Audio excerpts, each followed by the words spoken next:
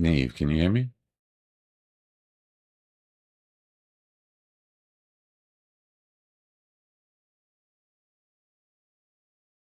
Uh-oh.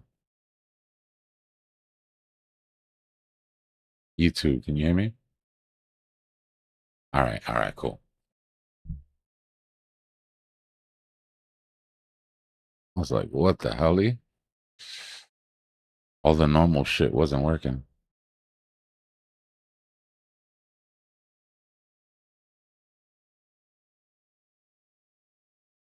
What time is it? 20? Oh shit. Gotta find this gotta get this clown show started.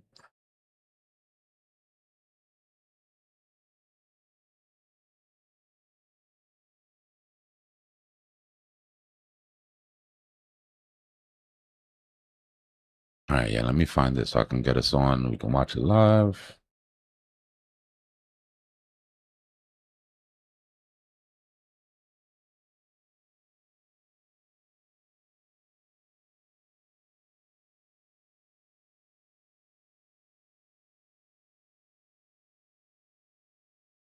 What do liquidations look like above us compared to below us? I mean, we're pretty thick to both sides, pause on bigger time frames. Yeah, it's pretty bad. Let's see.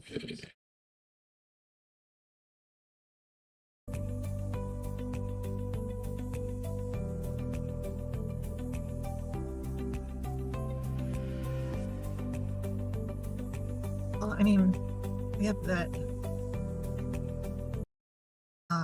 vector above us, that for my short. I'm in profit though. And then Nice. it does look like there's a bit more liquidity to the upside than the downside. I'm gonna put stop losses in as soon as. Here we go. Blue tie, red tie, purple tie.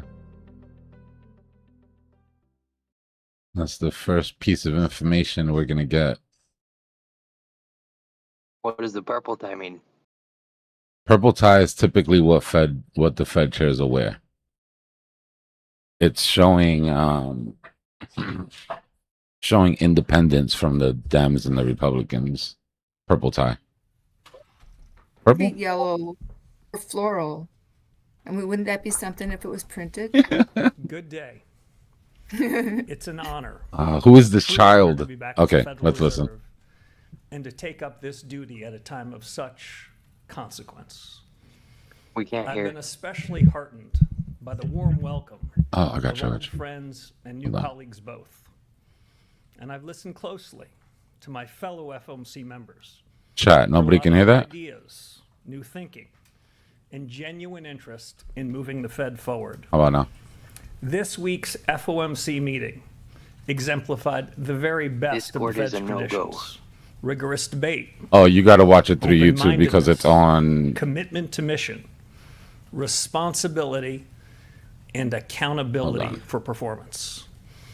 In Well, this usually business, if you click your screen, they all you add up can to hear one it, but I thing. can't hear it. getting Can you hear it on monetary Discord policy now? right, or as near to it as we can do. We can hear you, just That not the is our North Star. FOMC. Are you on My his, colleagues and I are stream? here to serve our legislative Yeah, you got to remit, be on my stream. which you've heard us Okay. say before: price stability Yeah, me too. and maximum employment. I almost heard And these something. objectives guided our business in the meeting just concluded. I'm not As you sure, saw a guys. few Go to moments YouTube ago, for a second if you the can. committee I'll try to decided fix to it. maintain the target range for All the right. Fed funds rate Do that. at 3.5 to 3.75% in support of the Fed's dual mandate. The committee also reaffirmed its policy of maintaining ample reserves in the banking system. Economic activity is expanding at a solid pace, despite elevated uncertainty that owes in part to the conflict in the Middle East. Productivity growth and capital investment both strong. Job gains have kept pace with the workforce, and the unemployment rate has changed little. We recognize that inflation has been running well ahead of the Fed's long-stated inflation goal of 2%. That's been going on for more than 5 years. Persistently high prices are a burden for the American people. but the recent past need not be prologue. I am pleased to report that members of the FOMC are unambiguous and unanimous. This committee will deliver price stability. At any institution, a change in leadership is a natural and timely opportunity to reaffirm its mission, to review current practices, and to consider whether those practices best meet our objectives. My Fed colleagues and I will be working in close collaboration to ask what changes might improve the conduct of monetary policy. On that score, you might have already noticed something, a difference in today's policy statement. Damn, we got 8 It's a years bit to this. shorter, a bit simpler, and it dispenses with some older language. That statement just gives you the facts as best we can judge it. Absent also is so-called forward guidance, which we agreed was not well suited to the current policy conjuncture. He's getting rid of the dot plot, so we This get no afternoon, forward guidance from now You on. also received the usual summary of economic projections. It's been the practice of this committee for participants to submit these projections, and I have encouraged my colleagues to continue to do so. I, however, refrained from offering any projections of my own consistent with my long-held views on the SEP, at least as currently structured. In the median projections, real GDP rises at 2.2% this year, 2.3% next year, and total PC inflation runs at 3.6% this year, 2.3% next year. The unemployment rate stands at about 4.3%. The median participant judges that the appropriate federal funds rate to be at 3.8% at the end of this year and 3.6% at the end of next. Let me turn now to a few words on a key initiative that we're announcing today. I'm appointing a task force in each of 5 areas that are central to the broad conduct of monetary policy. First, Fed communications. Second, the Fed's balance sheet. Third, our use and reliance on existing data sources. Fourth, productivity and jobs in an era of transformation. And last, the Fed's inflation frameworks. These subjects They're are going to cook timely, the books. consequential, and in my view, worthy of a fresh look. My colleagues and I discussed them with energy and purpose over the last couple of days. For each of these independent task forces, I'm enlisting some of the very best minds, both inside and outside the economics profession. They will be supported by subject matter specialists from our superb Fed staff. And they'll have a straightforward charge. Start with first principles. Ask hard questions. Examine current practice. Consider alternatives. And ultimately, propose next steps for policymaker consideration. Since last summer, my colleagues discussed possible improvements in the form and function of Fed communications. This new task force will build on that effort, and I expect propose some well-considered changes, including to the SEP I mentioned a few moments ago.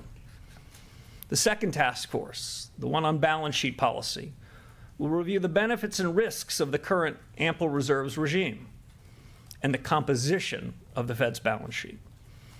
They will assess alternative frameworks for the conduct and operation of monetary policy.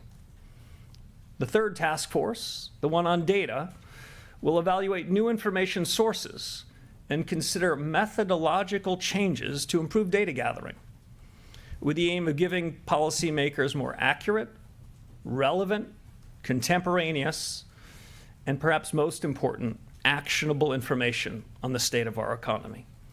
Fourth, the task force on productivity and jobs. It'll survey the pace, the reach, the economic impact of new general purpose technologies, including AI, and explore the implications for the Fed in pursuit of our employment and inflation mandates. The last task force, the one on inflation frameworks. Bro, how did you stutter on the one line I'll you're examine supposed the to have drivers of memorized? inflation, first principles, and weigh the full range of ideas for delivering price stability in a changing economy.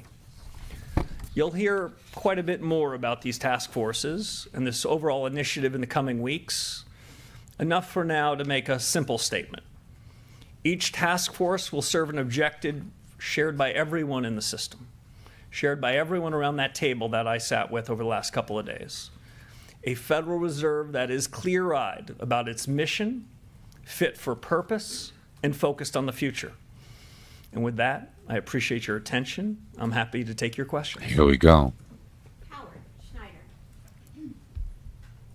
Hi, Chairman Howard Schneider with Reuters. Good to see you again, and welcome back.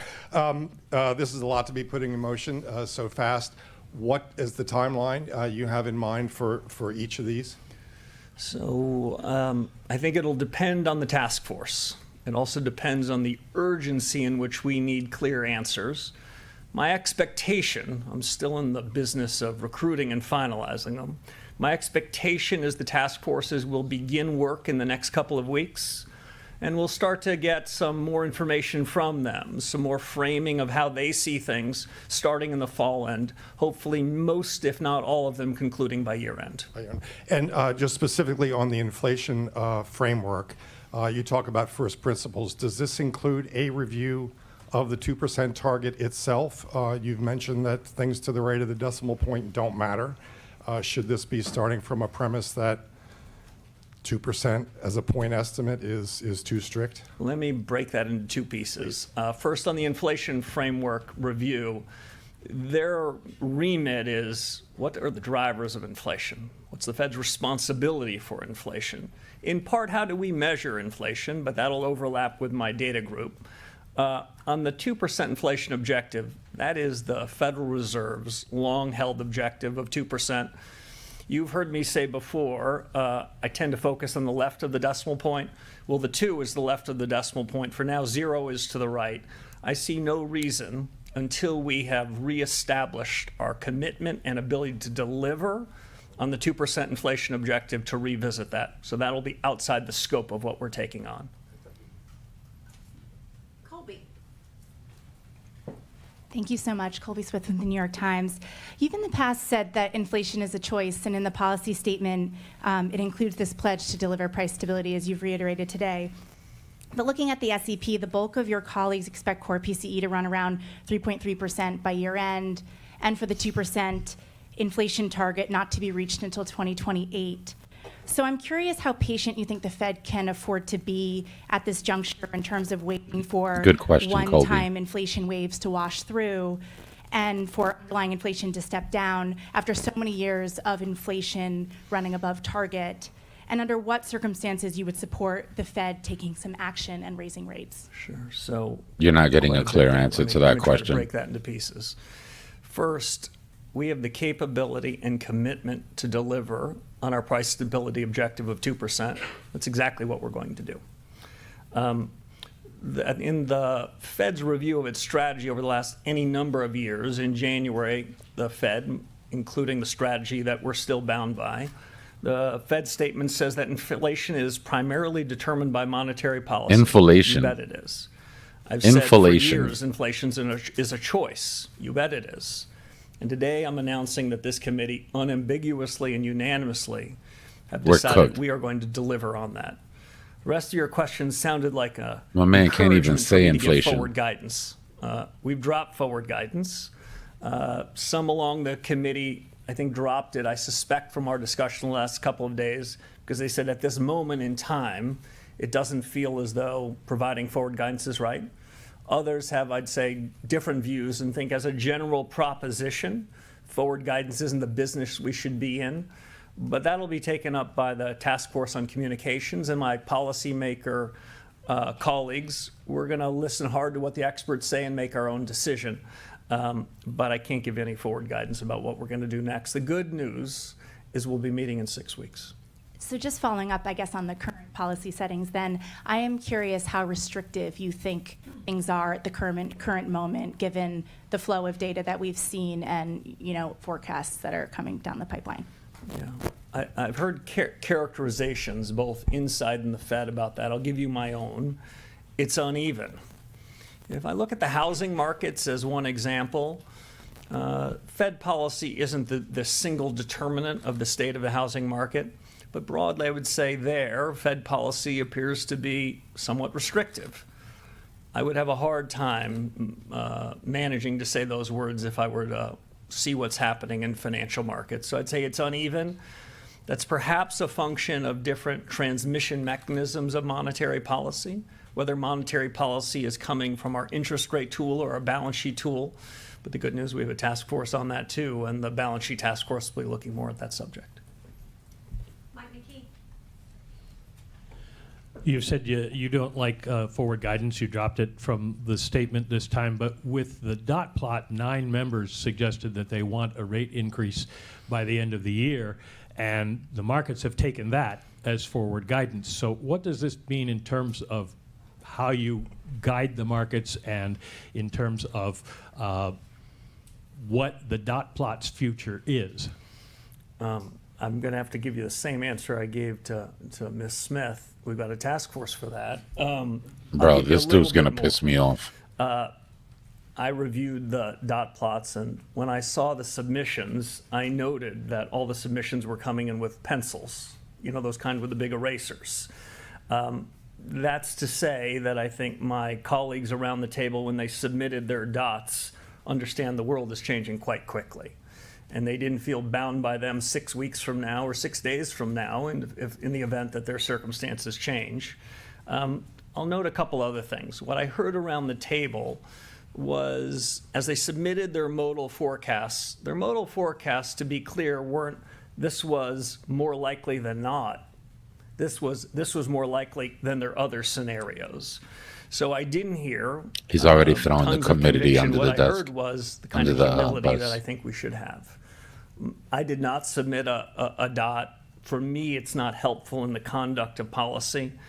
I suspect by year end, The as I inflation mentioned in my committee. opening statements, there'll be a review about communications broadly, press conferences, dots, meetings and the like, transcripts, minutes. This will be part of that. I don't want to prejudge the outcomes there, but I'm pretty open-minded about what they could be. And I was just incredibly impressed over the last couple of days. My colleagues over the last 2 days, and frankly, over the first 3 weeks I've been here, they've been very open about changes. Change isn't easy, change is filled with risk, but our number one goal is to get monetary policy right.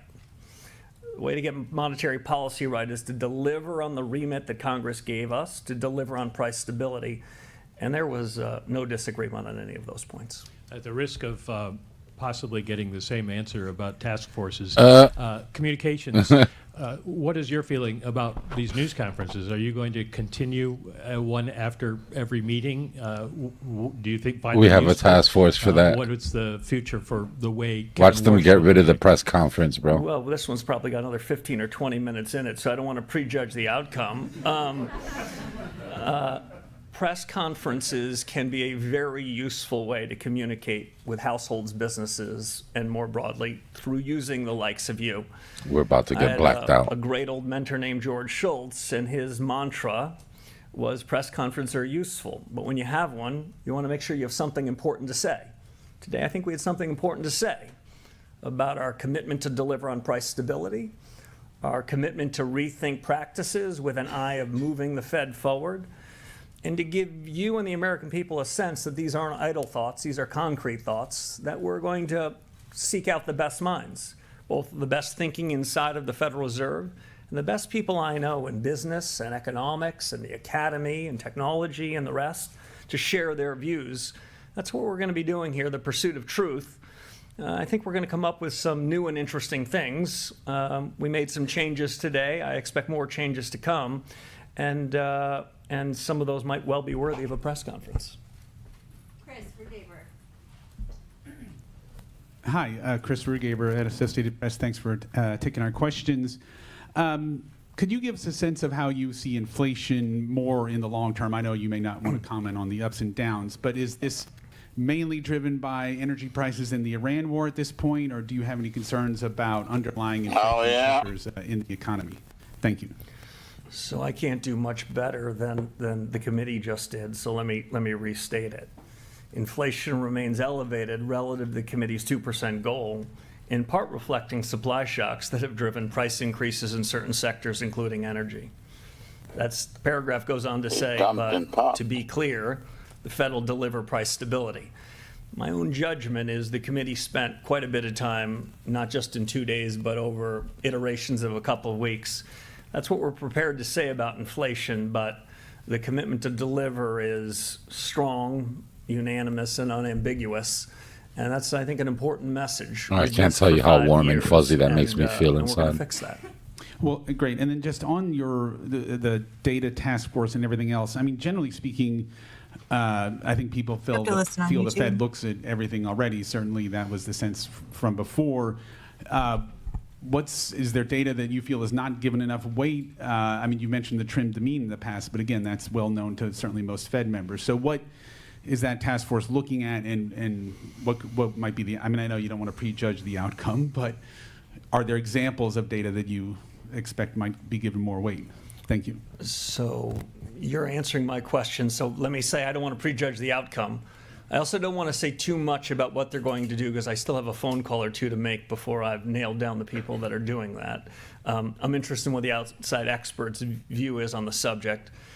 I'll say this. Oh my generally. God, bro. No conviction. Most of the data Zero personal that conviction. central bankers and other government officials in the United States consume come with old-fashioned survey methods, a national accounts of what the U.S. economy looks like that looks very little like the U.S. economy in 2026. Survey methods that don't have response rates that we need, asking questions that might have been quite applicable a generation ago that are less applicable now. So even inside of official statistics, I would be open-minded if the task force and our own best thinking had recommendations how those official statistics can be brought up to a standard of our time using new analytic methods. I'd also say this, almost every private company CEO that's running his or her business are doing so with real-time information that isn't subject to much revision, that is telling them what just happened at that very moment. As you know, there are normal, long and variable lags in the conduct of monetary policy. What we're really interested in is what's happening right now. What we're less interested in is echoes of history. And you're hearing from my answer that some of the data that we receive, that we're waiting on, the first Friday after the month, the payroll index or something else, that might be an echo of history that's quite useful on its third revision. We need to take those error bounds down because we have to make hard decisions in real time.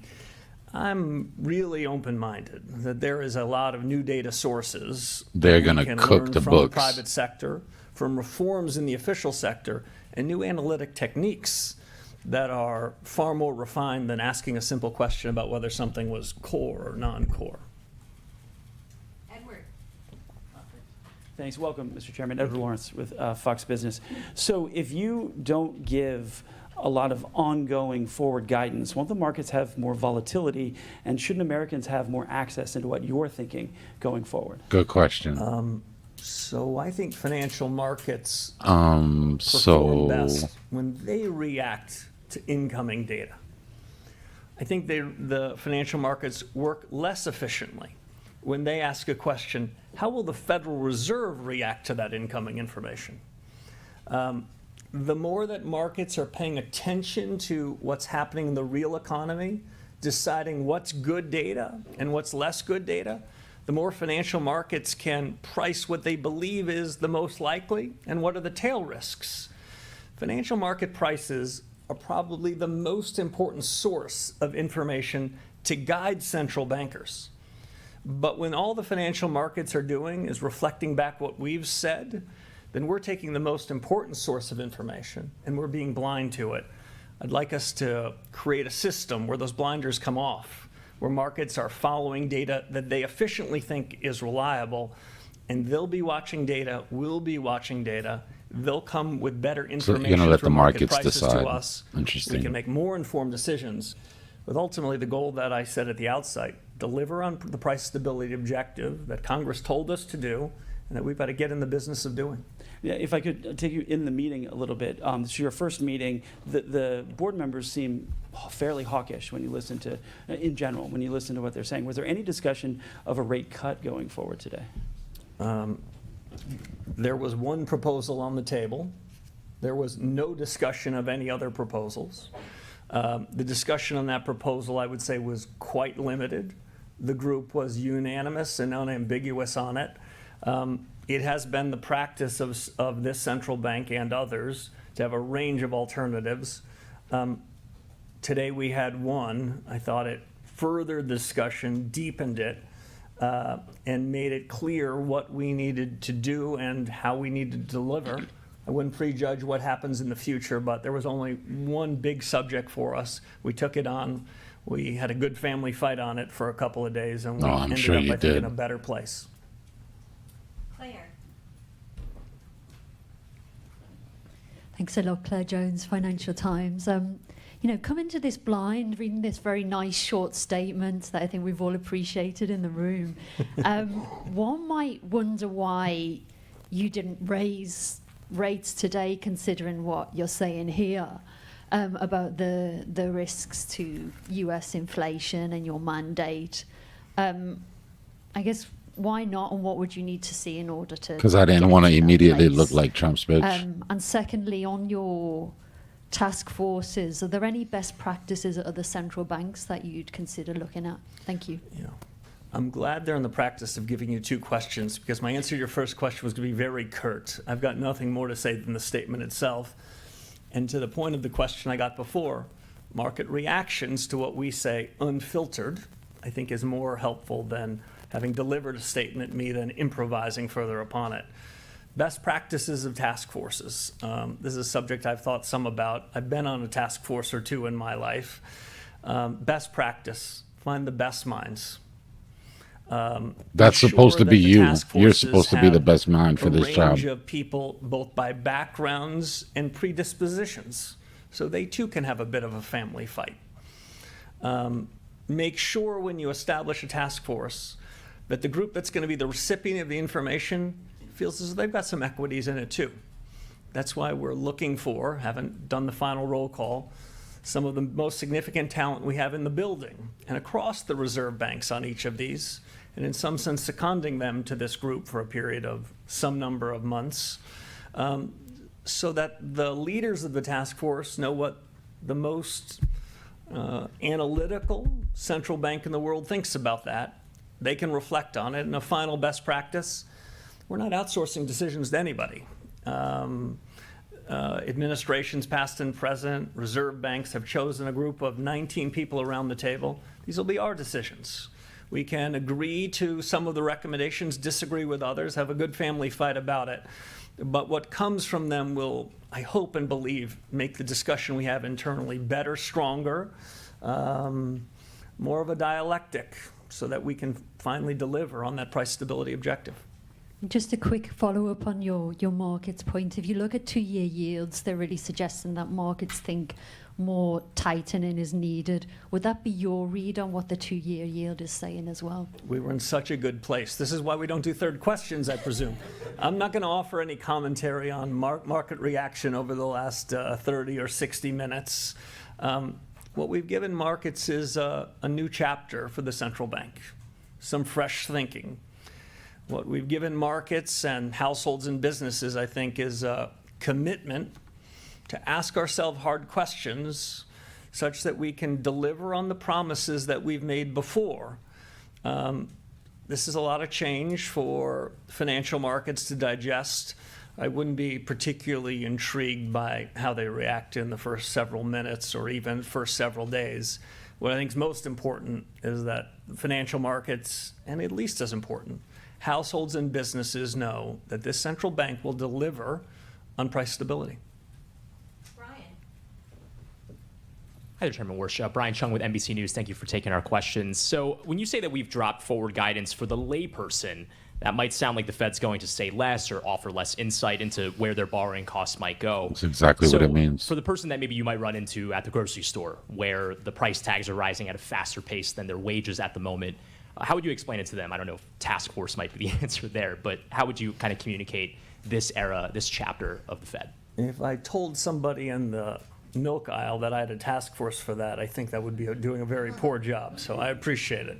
If I saw somebody in the grocery store, what I would say to them is that we cannot have a very significant effect on particular prices.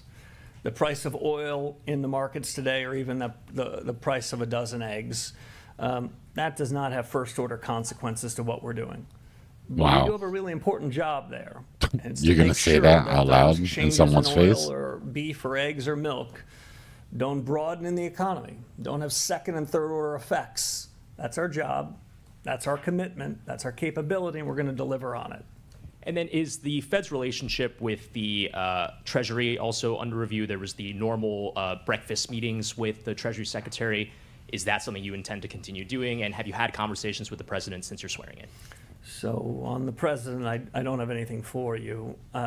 With respect to the Treasury Secretary, he has been posting pictures of our breakfast, so I don't think I can deny that. The long tradition. at the Nobody's in a central joking bank is mood, that the gang. Fed chairman and the Treasury Secretary meet weekly. I think we've pulled off 3 of those so far. I believe he's overseas this week, so this will be the exception to the rule. I think they're very useful discussions. The central bank's objectives and our roles and responsibilities are quite delineated from the fiscal authorities. And in my view, monetary policy is independent in the conduct of what we do. But that doesn't mean we're not interested in what's happening with the fiscal authorities. The way I think about it is this central bank needs to have a wide lens, but a narrow remit. We need to be quite interested in what's happening in the world. I won't be breaking any news here to suggest I'm quite interested in what's happening in the Middle East. That does have some effect on our day job. It doesn't mean it's our responsibility, think? but I think we're going to keep a wide lens, and my meetings with Secretary Besson to this point have helped widen that aperture. So we're aware of things that could affect our day job, even if it isn't. Steve? Steve Leisman, CNBC. Mr. Chair, thank you. Mr. Chairman, thank you for taking my question. You had said in the before you became chairman that you thought productivity was a reason why the Federal Reserve could lower interest rates. Do you still believe that to be the case? So the committee had a discussion. The of question productivity basically is, today. do you think we don't have to worry AI about rates came because up. AI is going to save The way us? I thought about it before and socialized with the group is that artificial intelligence, the latest generation of general purpose technology, That's his is stance, by the way. perhaps as important change in the economy and business and households that we've had in my adult lifetime. It is filled with both a huge opportunity and with risks. I take both of those very seriously. You may have heard This me was say the before step that on the brakes AI or hit the gas is conversation we were shorthand having the perhaps other for day. American ingenuity. That doesn't mean that it's going to be easy. That certainly doesn't mean it's not going to be disruptive. But over the long term, my conviction, and I heard quite a bit of support for this around the committee today, is the United States is a winner as we go down this. The United States is ultimately going to be better off in that. Now, to bring that back to the conduct of policy, timing, scale, speed, implications for output and employment, it's one of the things we have a task force to do. If you don't mind, a follow-up from the other side, which is that when you look at the strong job growth that's out there, the elevated inflation, GDP seems to be going pretty good, and the stock market seems to be soaring. Do you look around this economy and see the funds rate being restrictive? So that's your second question. I'm going to give the same answer that I gave before. Got a I'd say task as I force for think that. about the conduct of policy, what matters is what's the effect of policy. Not what do we say, but what happens. And the best way I can describe it is it's uneven. I do see some restrictiveness in things like housing. It's hard to use those same words anywhere else. I'll just make one other point. You talked about one of our dual mandates on the employment side. I don't believe that we have a cruel choice. I don't share the view that was expressed a few generations ago that Federal Reserve chairmen show up at a podium like this and say, you got to choose. And you're going to have to decide whether you're willing to tolerate higher inflation to put more people at work. I don't believe in that. What I believe is if we do our job, we can make strong growth, low prices, and strong employment mutually compatible. And so what you heard from the committee today Something that is no we're other not Fed has doing ever been this able to price do, but stability. he's going to do it. Nick. Thank you, Nick Timmeros with Wall Street Journal. Chairman Nick the Walsh, Snitch. you said repeatedly credibility is earned by delivering.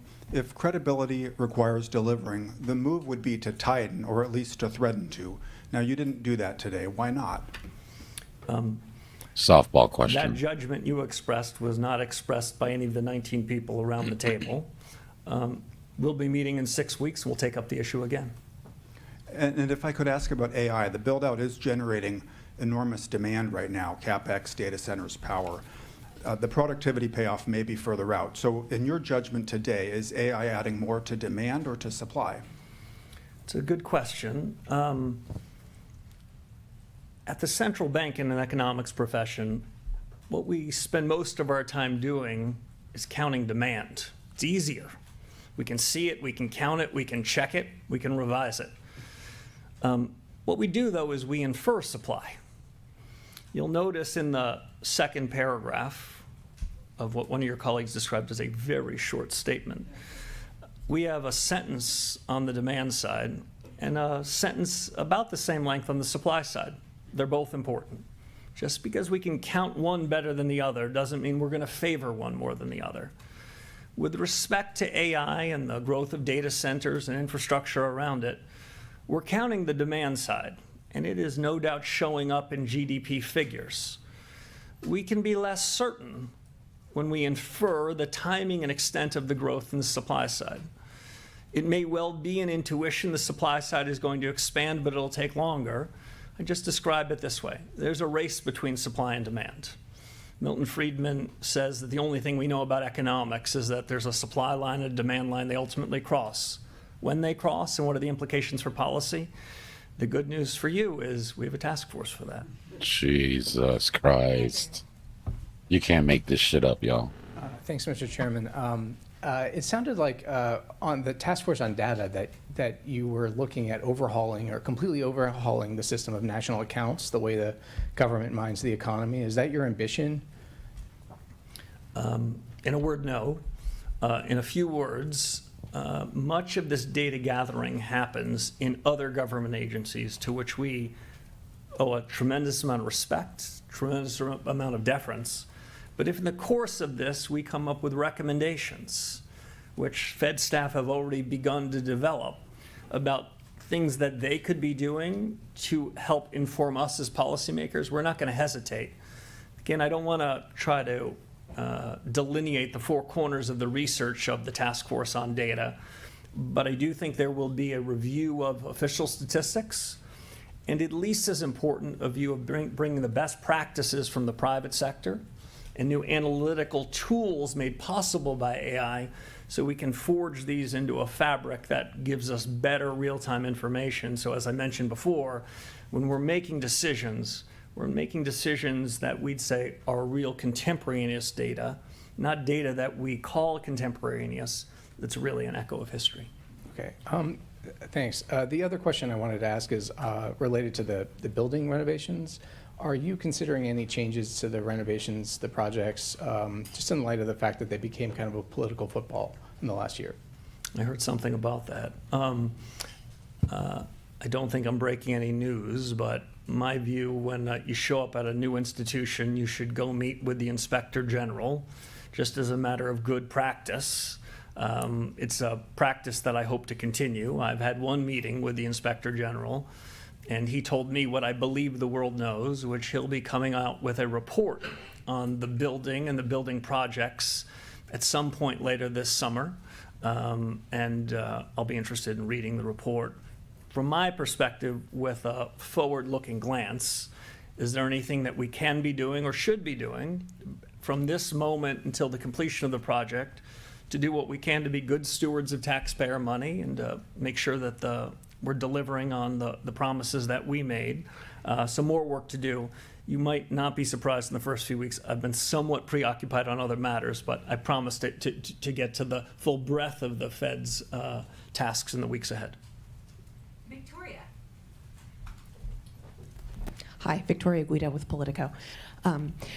So I know that Vicky. you did not submit a forecast, but you are the person who is authorized to speak on behalf of the FOMC. So I'm wondering if you could tell us in the SCP, the increase in the expectations for inflation, is that all She's trying to because of force Iran to war? make him What was the give forward discussion around guidance. What would the expectations for inflation being higher and also potentially growth being slower? So,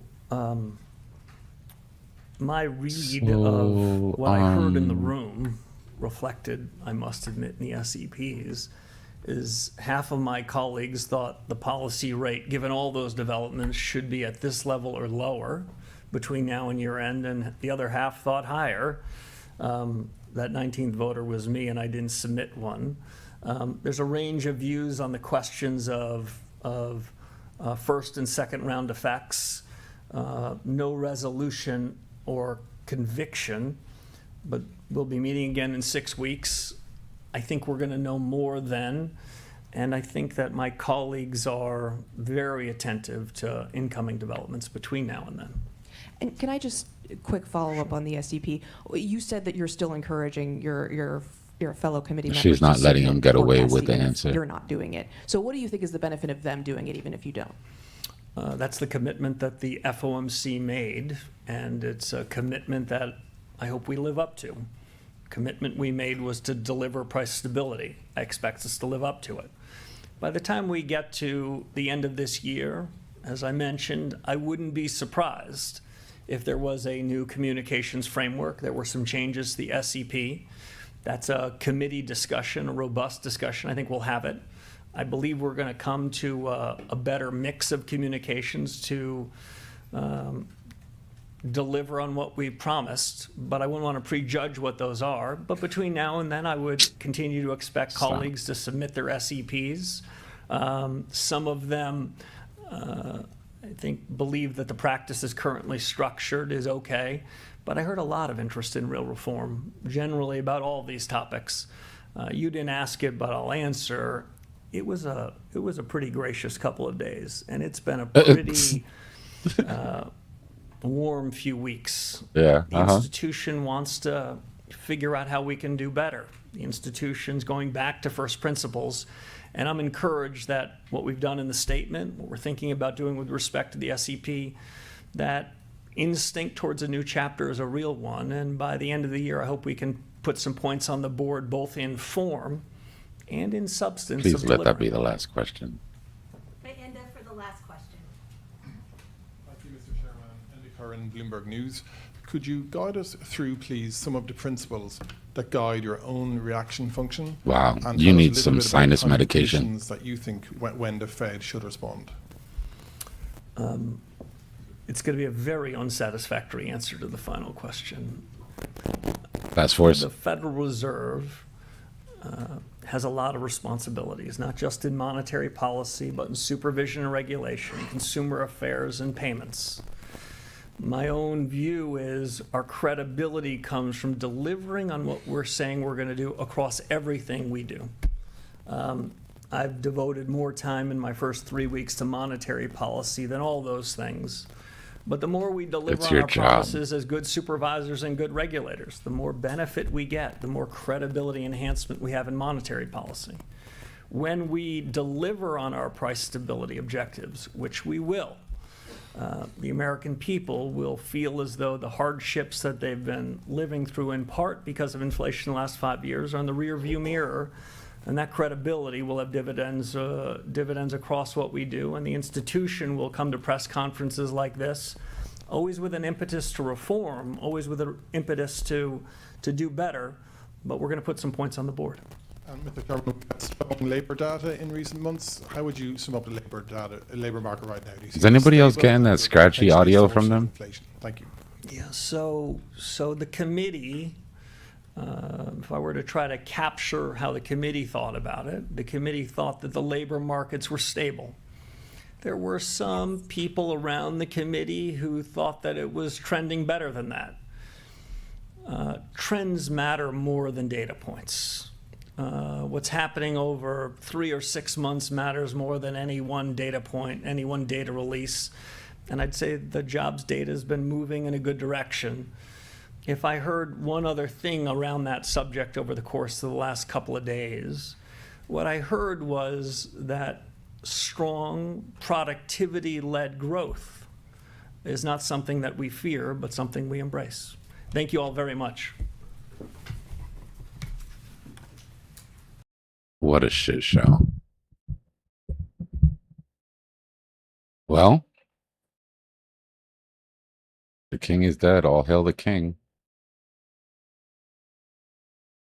What do you guys think? Impressed?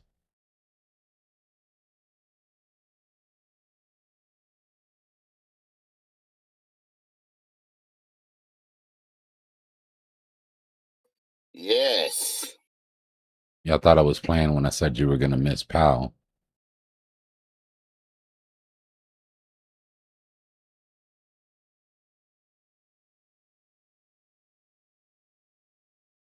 Adam, you got to breathe, bro. You're going to have a heart attack. You can't do this for the entire bear market. At some point, you're going to have to chill out.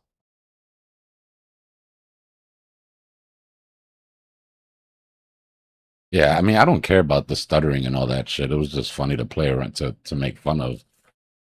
But the changes that he's making is what I care about. I don't care how uncomfortable you look. We just heard in the first meeting that we're no longer going to get dot plots or forward guidance, and there's a chance that we're not even going to get press conferences at the end of FOMCs.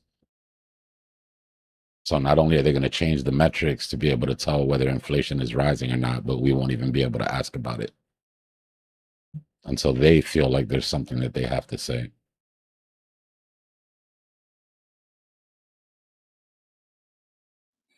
Communism.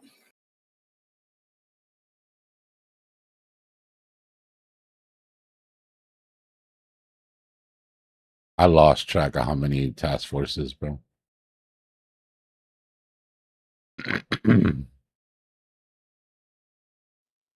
Type 2 entry.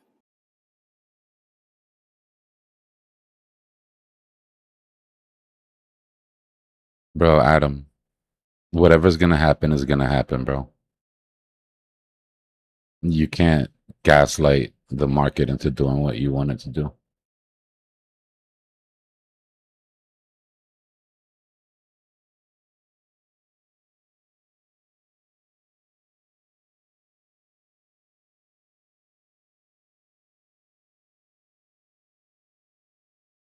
Hey, good shit. Damn, making that long-term investment, huh? Congratulations, bro.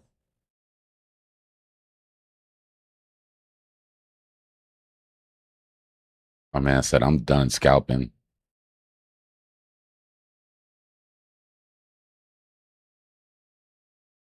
Thank you. Thank you.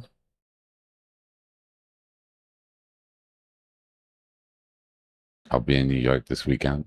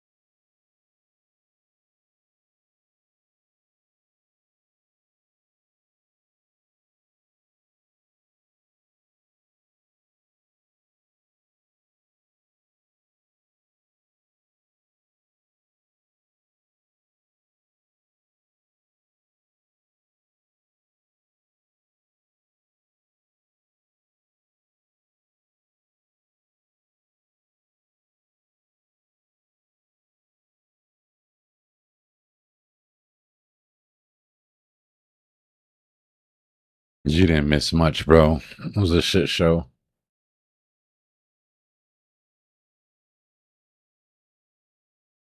Just so you guys understand what a task force means in Washington. It means we're going to talk about this for 6 months, and then we're going to vote on if we should continue talking about it or not.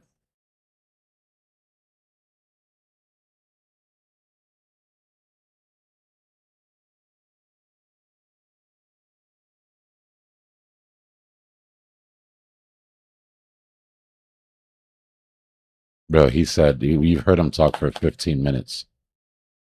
There's literally no possible way that you could think he's better than Powell.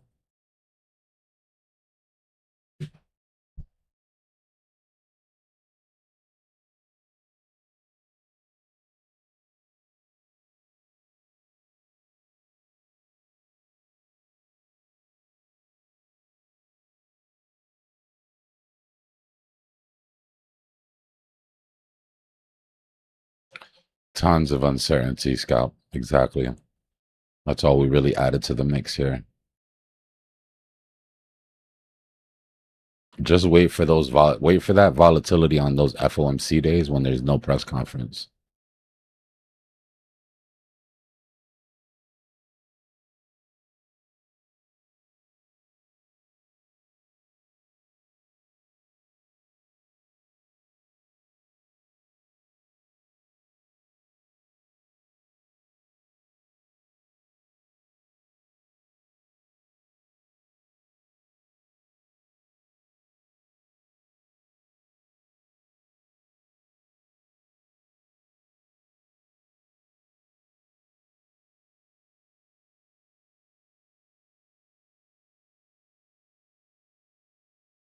Nah, I haven't really been focused on alts, seeming as it's not the season for it right now.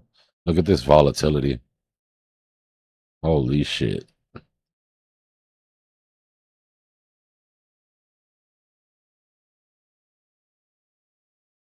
Well, you're about to see the new paradigm priced in.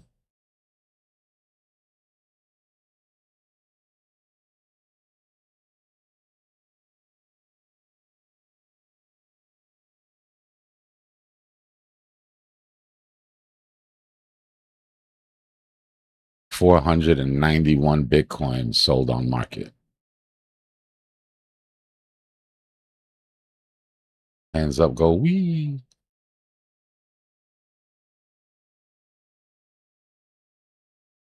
Holy shit. 324, 141, 95, 8. Telling you, the market does not like indecision, yo. Even if you get somebody in there that's an absolute maniac, right? As long as the market feels like they understand what he's going to do, they'll adapt, they'll price it in. But the uncertainty and the shakiness, and nothing says, like, nothing screams uncertainty more than I'm starting a task force on every single important aspect of my new job because I can't figure out what to do. That screams uncertainty. You're supposed to come in there with a plan.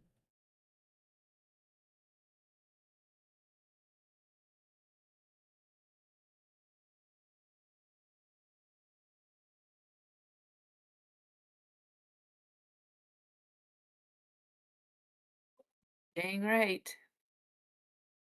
Ugh. Yep. It's so bad. That's a good word for it. Holy buckets. Yeah, it's gonna get interesting, huh? Mm-hmm. We got pure whale sales. I mean, like, you could hardly see a retail buyer sell in the mix. There we go. There's a couple. I mean, it was like a roller coaster.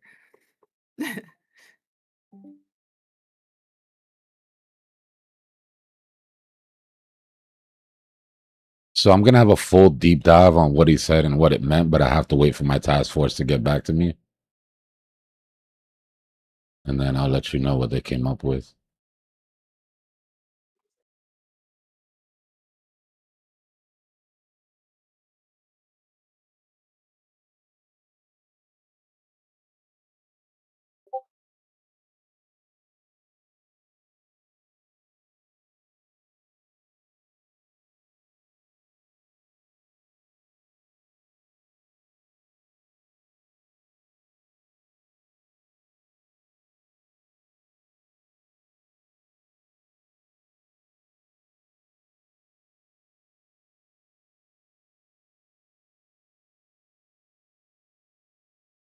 I was at least able to get all my stop losses from profit, so it takes the stress out of the trade. It's good.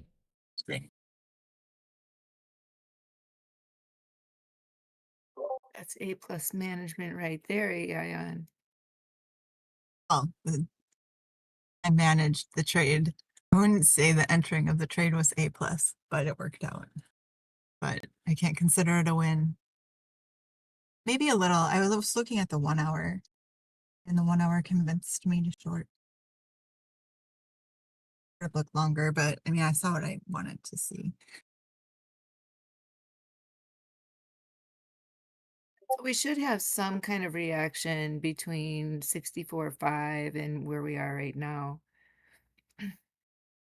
Whether or not it's going to be healthy or not is, the question, but there should be something here. Like, I want to celebrate, but I mean, we're still really volatile, so I could get wicked out or stopped out, or things could turn. You never know. Nope. Worst thing that But can at happen least- to you right now is that you make a little profits instead of a lot. Yeah. Right. You do that over and over mean, I every could take day, profit and right you'll now. be just fine. I could take profit right now and and guarantee a decent profit, but I just can't do it because We'll take I some, pay understand all yourself the some. uncertainty. It's not really enough to I mean, it's enough for a normal trade it would be, but what the potential of what it could turn into. You know what I mean? We're It's not really almost we're almost at my targets, which is the psych high, psych low. Should move at 64.1. That's our last official sort of measured move. Actually, I'm lying to you. Sorry about that. I'll try to never do that again. So what's up with all the buys, with all the uncertainty? What's the Yeah. motivation? It's kind of a magic number. You got to think about it, right? The market priced in all of the forward data that we had from Powell up till now. Right? We didn't necessarily get something to like. He didn't come in and say, we're going to raise rates, and then that needed to be priced in. But the uncertainty needs to be priced in. Right now, nobody knows. Nobody knows exactly what's going to happen during the next FOMC, and there might even be a chance that we don't get any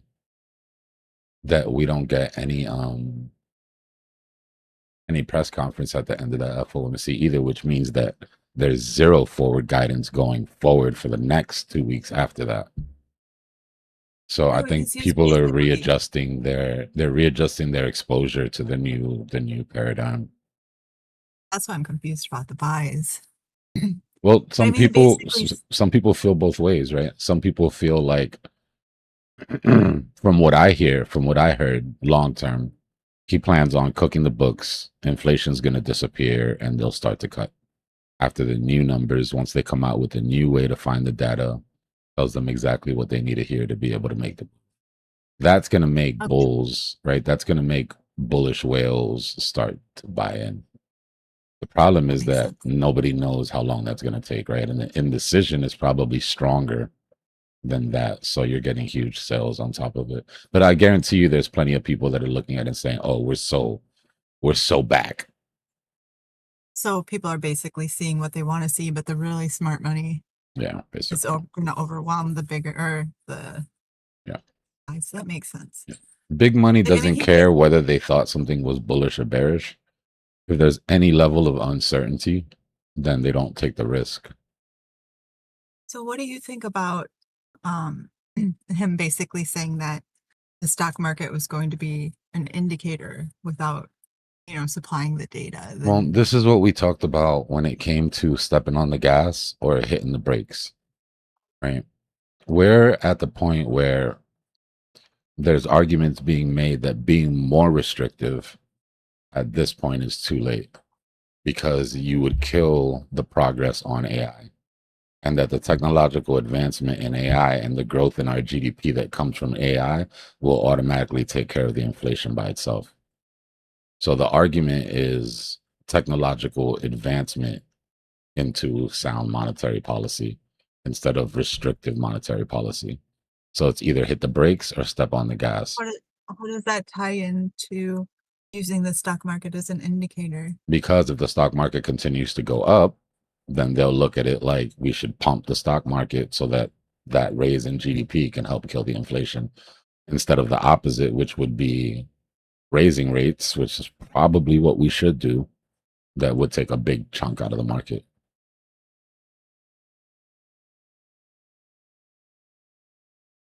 So it's Okay, I'm like still a little go confused, but I harder. think It's almost like, look at it like this: like you're running towards a cliff, right? And then you're right at the point of the cliff where you have to decide, okay, do I slow down or do I run harder so that I can make the jump?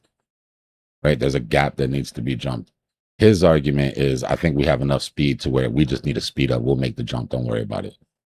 Other people's arguments are, we need to slow down or we're going to fall off this cliff. You get what I mean? So he's talking about using the momentum that the market has to then continue to fuel the market in the hopes that our raise in GDP will take care of all the issues that we're having. The problem is that he's doing that at the same time where we're still not sure if oil's about to start flowing again. How is not feeding us information so that the stock market's more organic or whatever? How does that fit into that? I think that's just his own personal thing. He doesn't want to sit up there. You heard what he said. He said, I think press conferences are very useful if there's something to say. But you don't get to decide that, sir. Like, you don't get to decide what's important and what's not. That's what the press conference is for. You make the decision, then we grill you in the press conference, and we look at the decisions that you made and we judge you on it. What he's saying basically is, we'll come to you when we feel like there's something you need to know. If there's nothing you need to know, then you're not going to get a meeting. So do you think him specifically saying that he wanted to use the stock market as an indicator was just him copping out of press conferences because he doesn't want to do No, not really. I mean, on his last day, basically set him up. Right? Remember when Powell said, he's a good man. I know he's a good man. He's going to come in and he's going to think very carefully and he's going to make the right decision. All that bullshit that basically what he was doing was saying, look, if he comes in here and immediately gets hawkish, right, or immediately gets dovish and starts to change things, then you know that he's affected by the pressure. So he kind of, I didn't think there would be a change today because of that. But I also think that him putting everything on a task force is a cop-out. I think he's going to do exactly what he wants to do. But he'll just say, well, the task force came back and the task force suggests that we do this or we're going to do that. And it's his way to shield himself against looking like a puppet. My opinion. A lot of that is subjective, though. There's still not enough evidence. But that's the vibe that I got from it. Yeah, we have one data point. No. That's like your mom saying, I would let you go to the party, but your dad said that you can't. Right, yeah, he really pushed into that task force, and everything about task force is not my responsibility. Yeah. But it is his responsibility. That's his job. You said that earlier. It's literally your job, sir.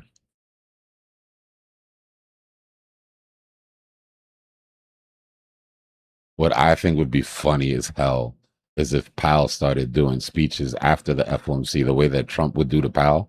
Remember how Trump would have his little review of Powell's speech?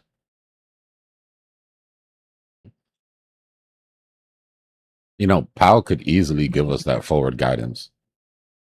Because like he said, they're going to continue to do the dot plot. He said he's just not doing it. But the team, he said, will probably continue to do their dot plot, da-da-da-da-da. Always go under the radar and talk to Nick. Yeah. It's going to be interesting. I miss Powell already, though.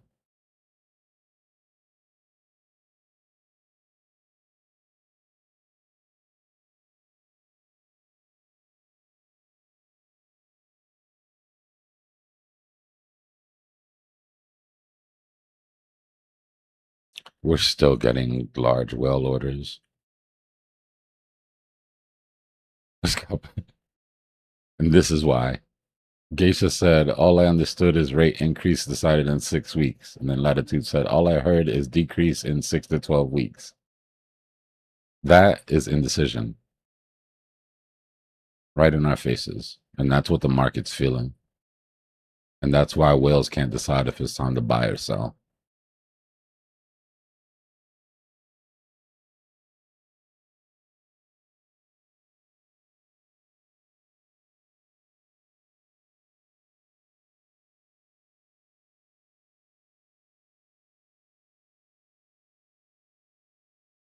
What's going on, man? Let me heat this coffee up. I'll be right back, y'all.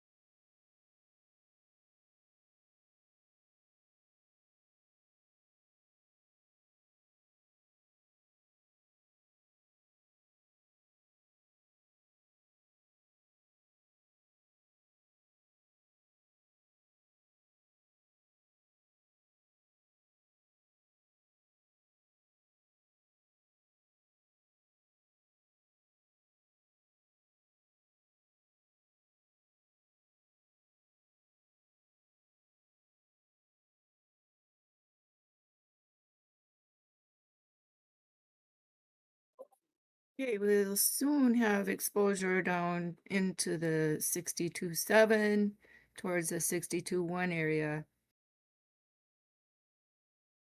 Well, we already have exposure there, but it will get more pronounced if we cannot make a little bit of a more effort above 64,000 here. Doesn't look too promising.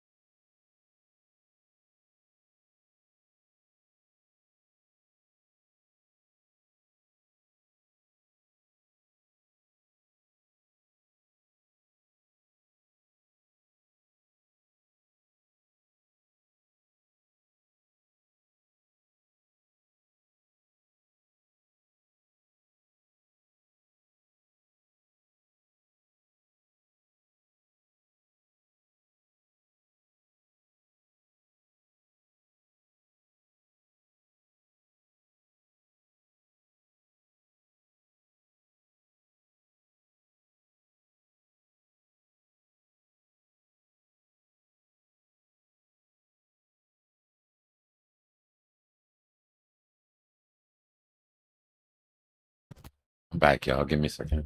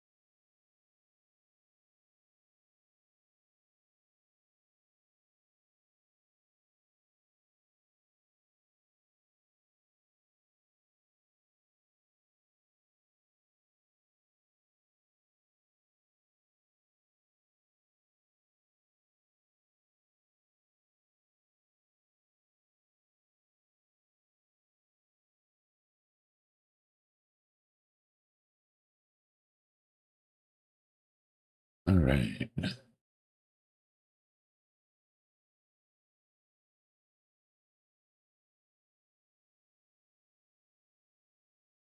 Well, we got our psych low hit. My target's a hit for the week. We've got to lock in that break.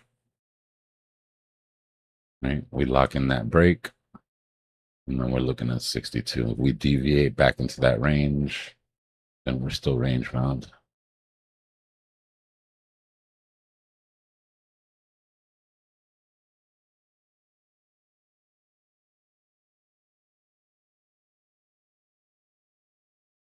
I think we sweep.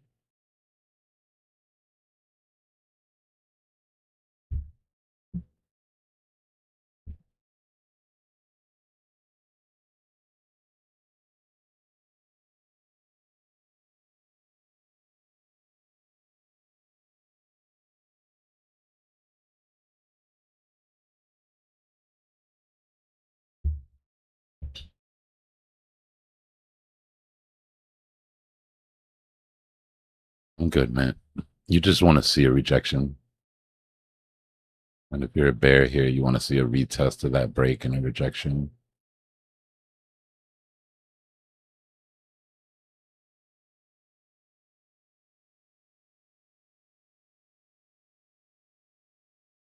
Remember, larger time frames, we haven't even broken this.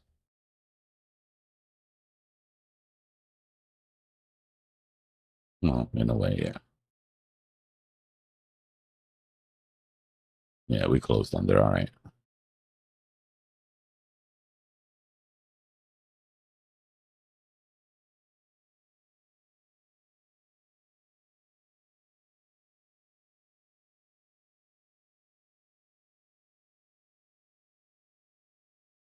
There's a possibility we go for 50% of this mean recovery. But that's about my top.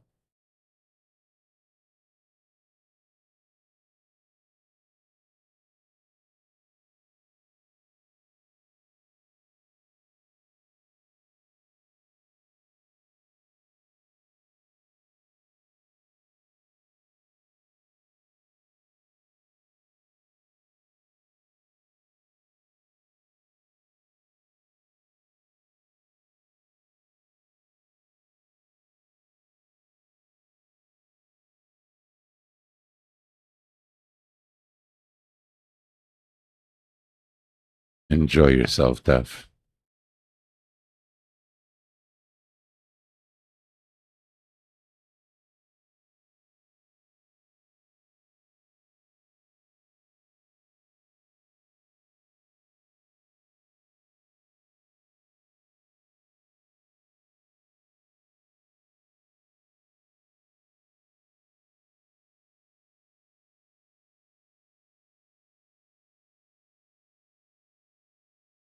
Come down to the fight at the 50 on the 1 minute.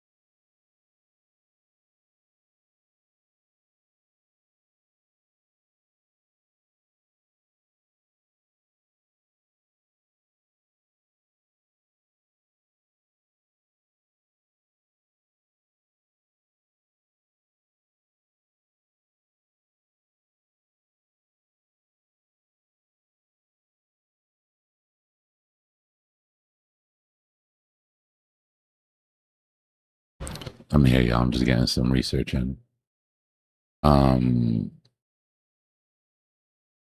There's a narrative that I'm looking at on the stock market. I want to put a couple things together, and I'll talk about it. Talk about it when I'm done. I just need to cross my T's and dot my I's.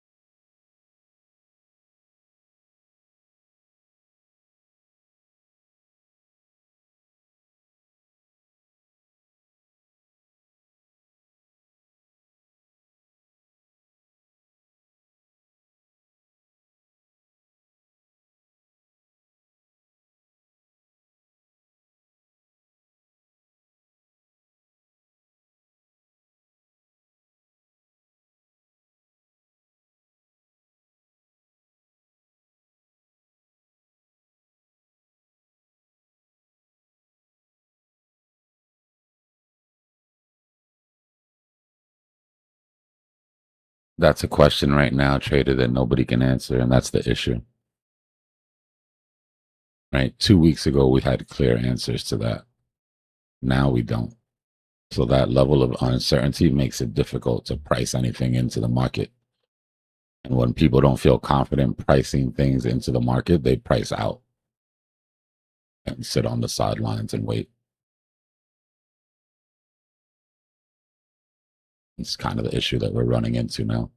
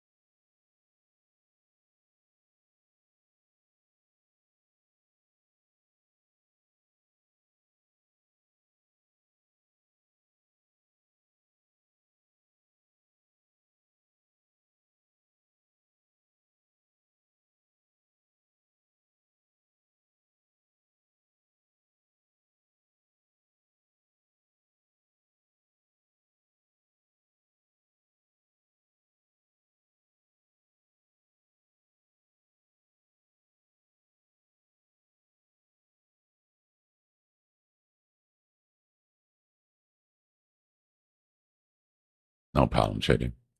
Wish I could give you a more definitive answer.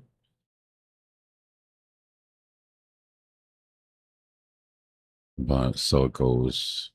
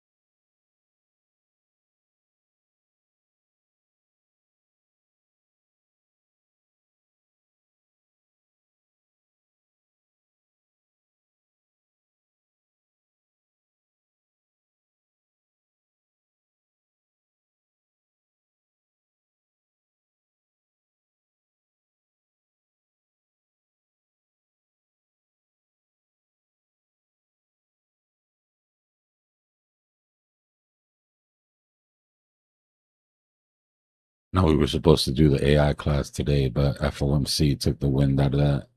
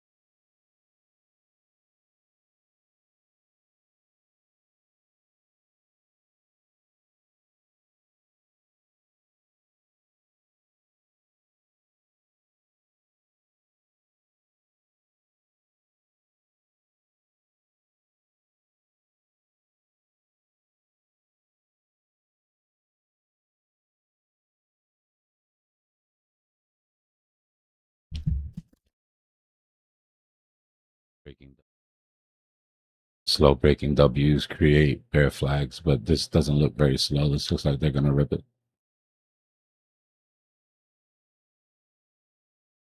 It's like high retest, maybe 200 EMA.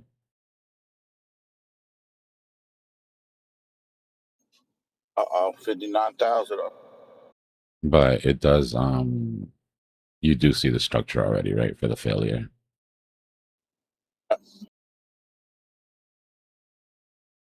Let it cook.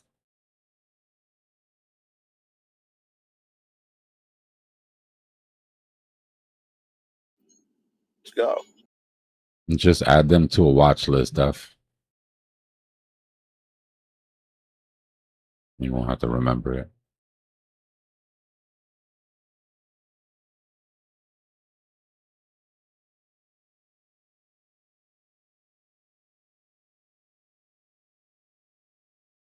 If you're gonna choose violence, right now's the time, Bears.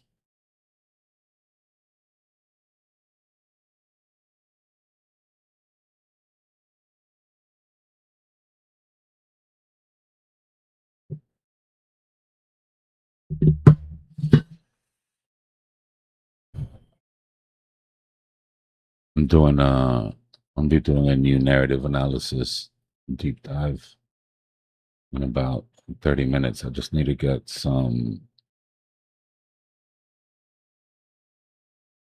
P&E info on these companies first. This is gonna be costly, but I'm gonna run a Cypher intelligence report on the entire narrative. Let's see what the team got to say, just as some backup.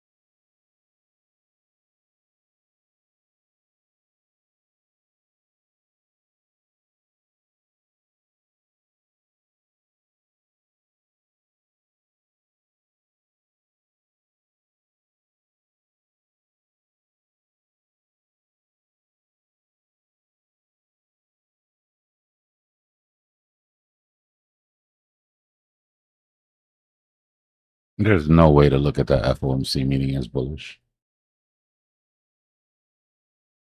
You're lying to yourself if that's the conclusion you came to.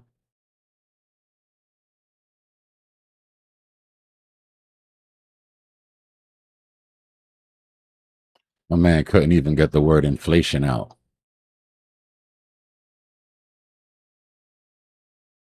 He said he's going to be focused on inflation. Like it hurt to say the word.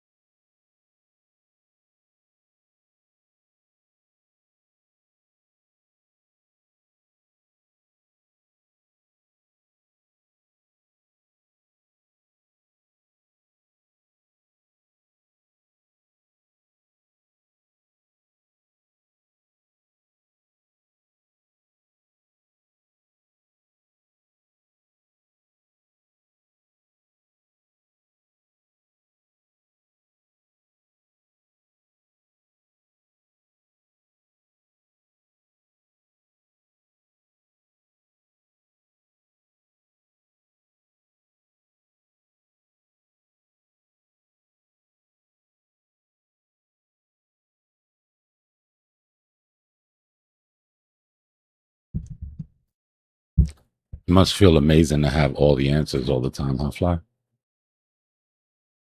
The charm to life.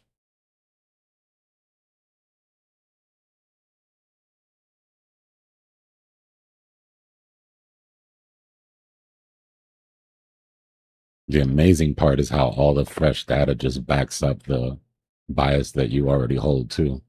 That's like you have a guardian angel on your shoulder, bro.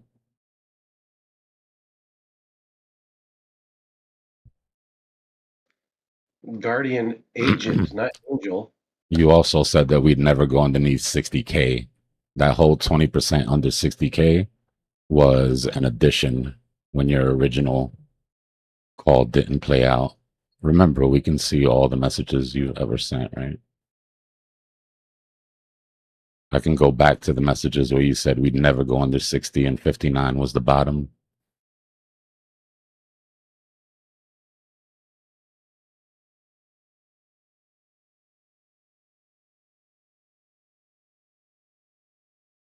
Just saying.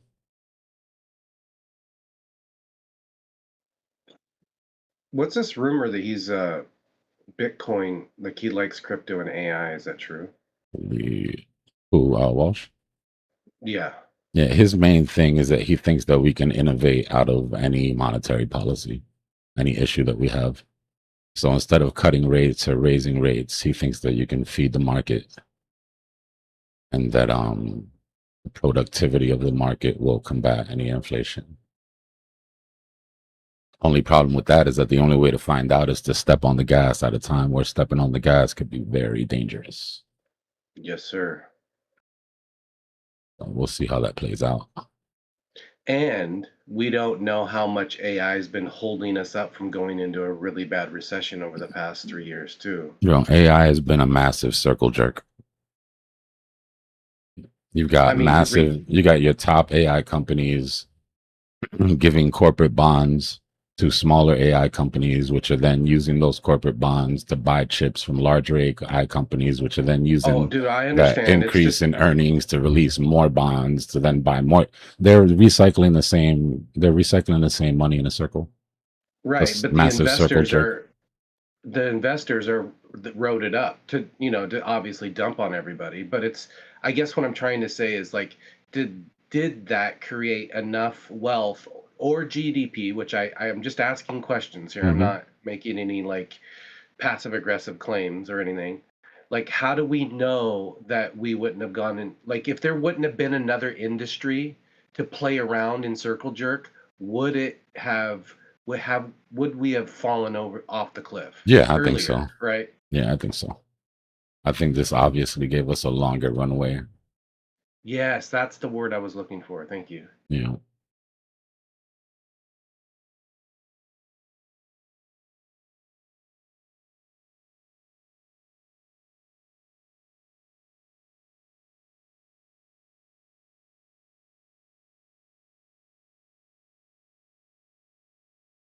Seems like he's over his head, in my opinion. Yeah, I don't want a nice guy. I want a cutthroat guy that's competent. How you walk into the first FOMC meeting without at least the outline of a plan, not an outline of a plan that you're going to force to make, but just what you want, right? You're the new guy. Like, come in, have some bulls, tell us what you think. We don't need 37 task force to teach you how to do your freaking job. If that's the case, let's just run the whole thing by committee.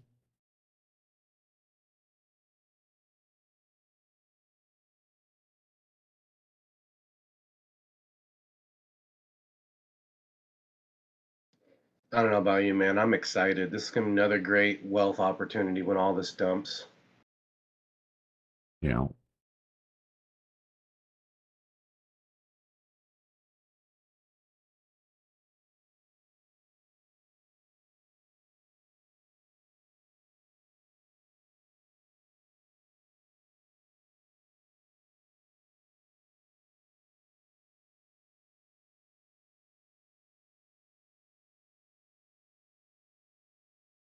And I don't mean crypto per se. I'm just saying in general.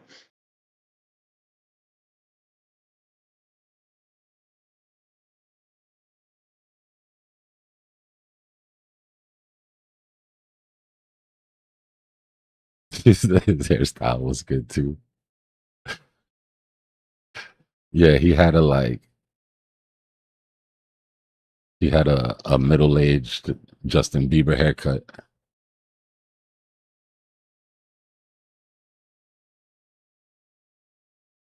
He spent more time on his hair than research before the meeting, that's for sure.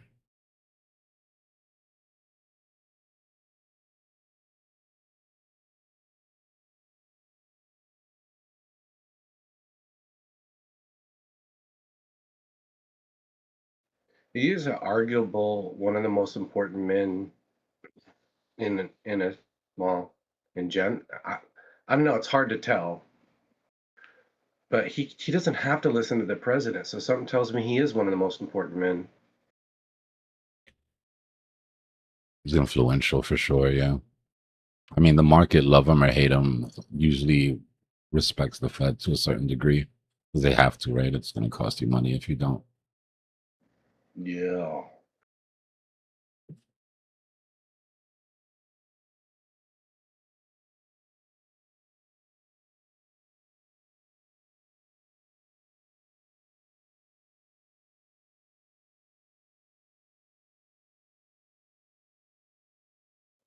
Hey, I didn't say the devil. The devil's not important.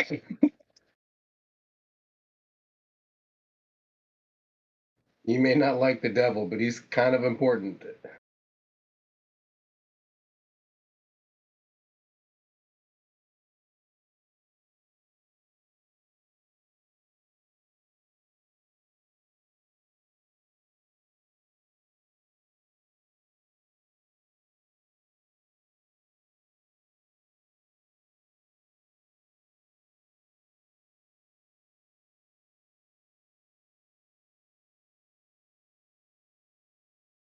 I don't know, man. I just feel like the leadership of the Fed has gone down. Like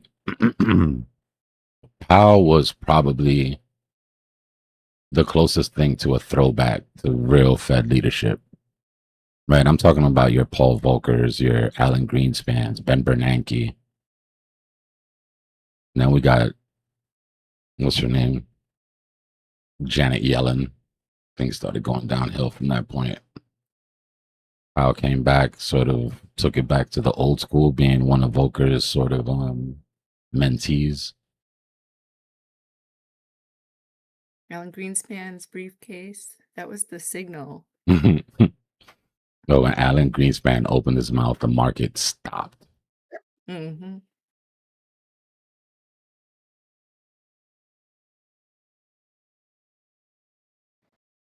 And to think, dude, I wonder how much Trump being president influences that leadership that you talk about, lack of leadership. Like, who would want to come in? And I'm not crapping on Trump. I'm just saying they know how he operates. They know how he gets nasty sometimes, et cetera, et cetera. Like, I wonder if that has, you know what I'm saying? Like, I'm even surprised Powell even took the job.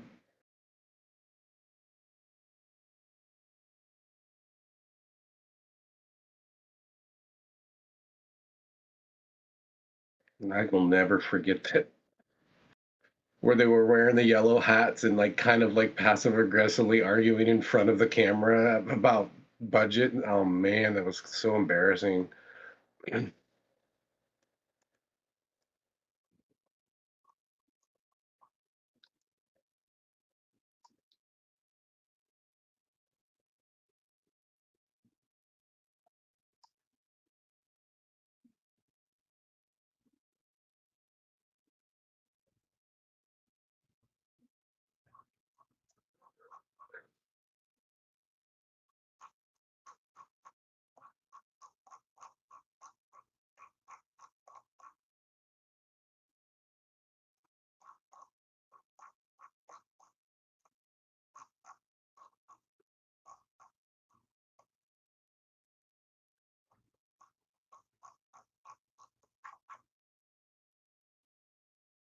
W sub. Welcome, Kings Club. Appreciate you, brother.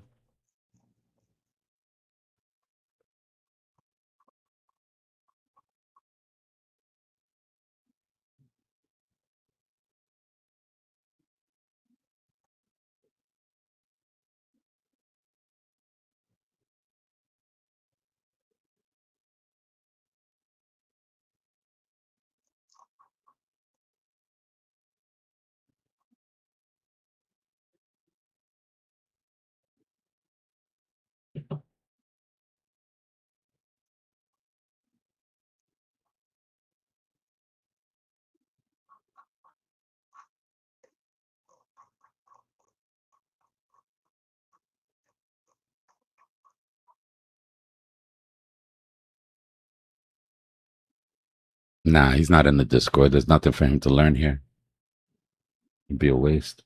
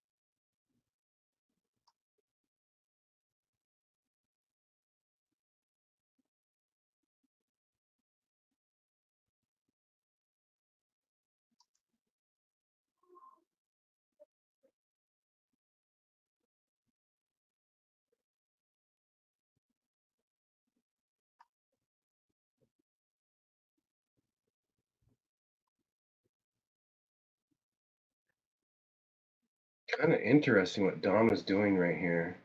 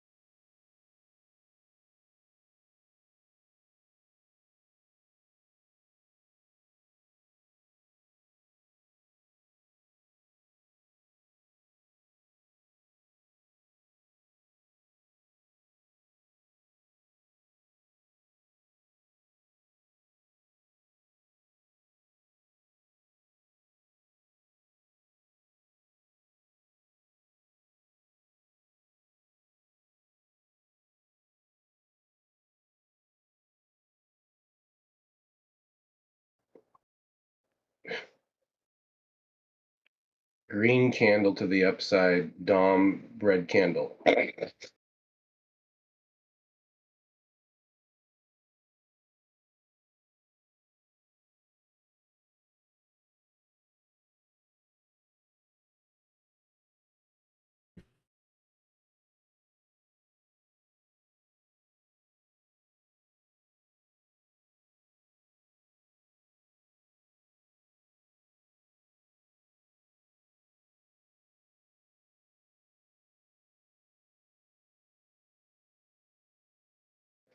Yeah, that's kind of what I was implicitly implying.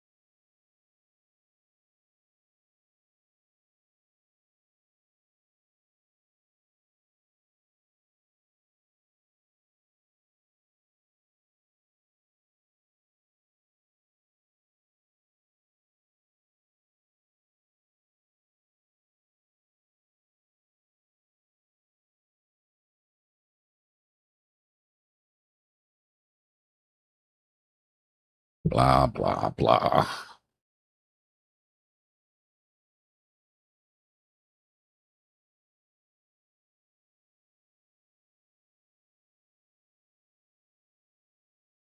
I really wish trolls would come in here with advanced tactics, because these failed trolls are just embarrassing to the inner troll inside of me. It's the lack of effort that's disrespectful more than anything.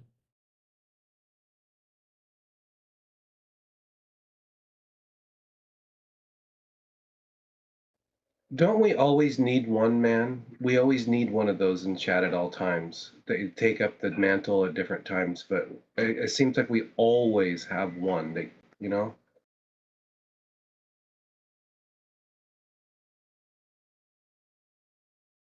There's your added class to Cypher School.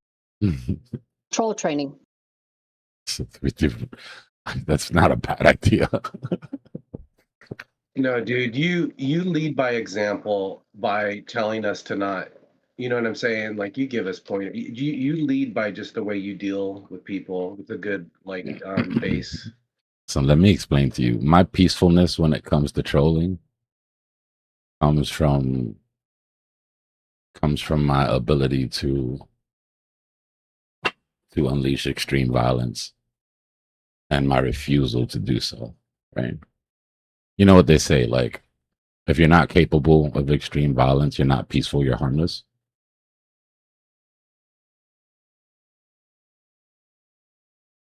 Yes. So I control the troll, not because I don't want to offend anybody or I want to make things certain, you know. I control the troll because when I go, I go. I'm a Scorpio, so there's no, you know what I mean? There's no boundaries.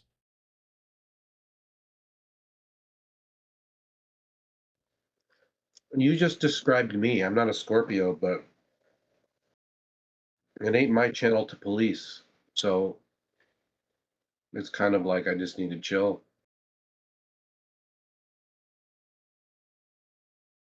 It just sucks when everything goes so positive. Everybody's happy, jolly.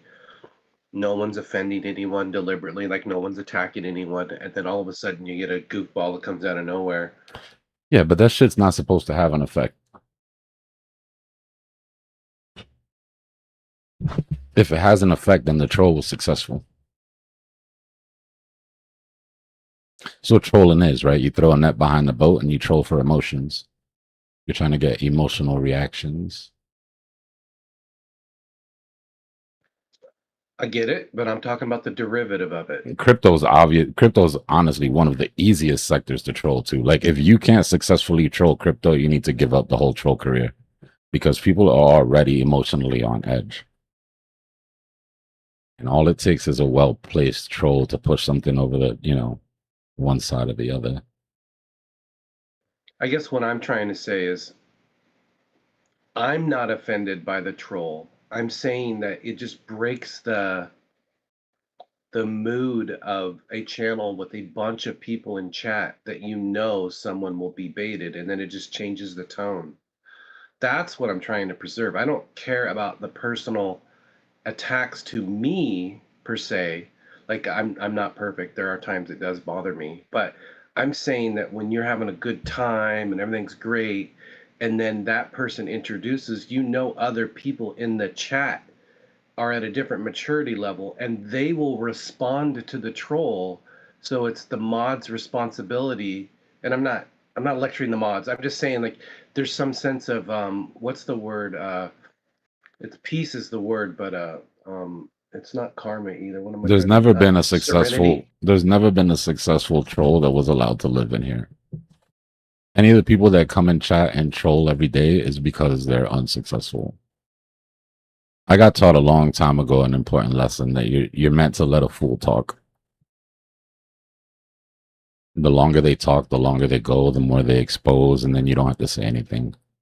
Dude, who's that guy that you booted a few months ago that you just was like, enough is enough? I can't remember.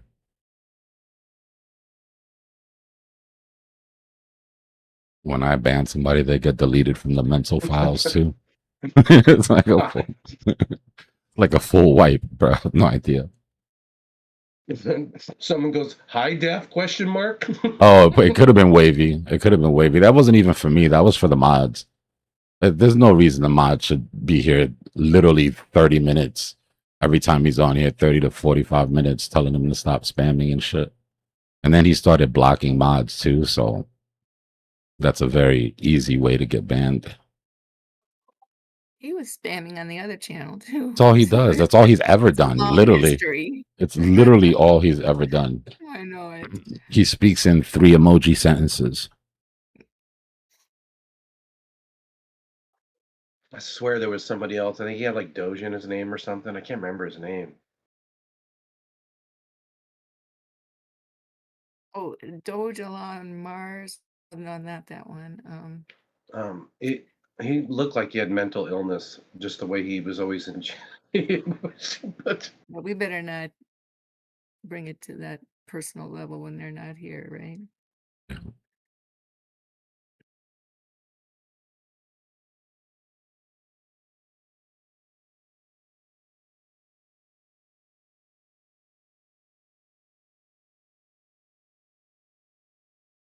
I'll be the first one to tell y'all, my mods are way more gangster than I am. If they had full reign to just ban who they felt needed to be banned, like, I'm the good cop. Straight up. I like that, though. That's how it should be.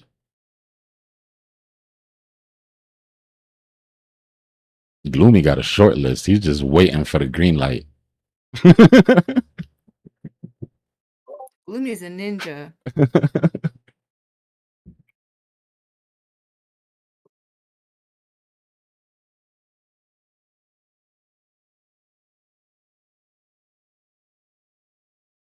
And a pretty darn good detective too.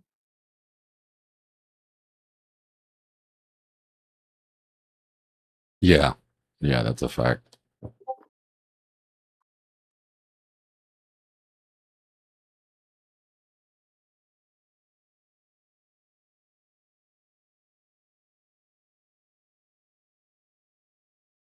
All right, I almost got my deep dive ready. Let's wait until Bitcoin goes boring, which I feel might be coming sooner than later here.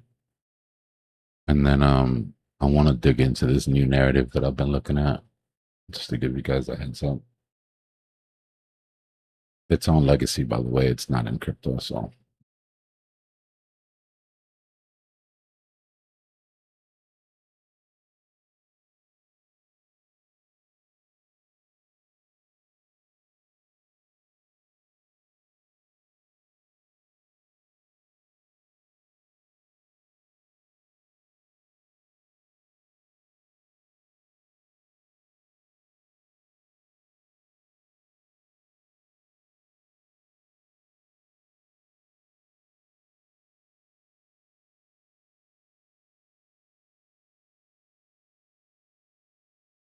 I think part of the reason that the mods stay respectful is because they know that if there's an actual problem, right? If they're pissed off to the point that they have to get disrespectful, then all they have to do is tell me about it and I'll take care of it.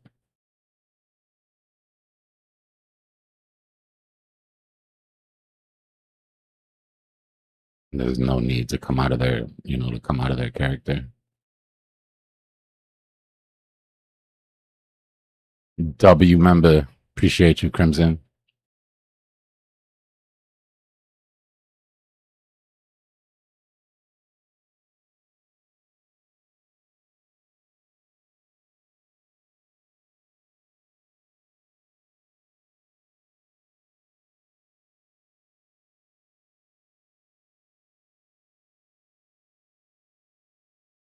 Let me check if this electrician is gone. I had him come in, check everything, and make sure there's no issues on my side. Give me a second, I'll be right back.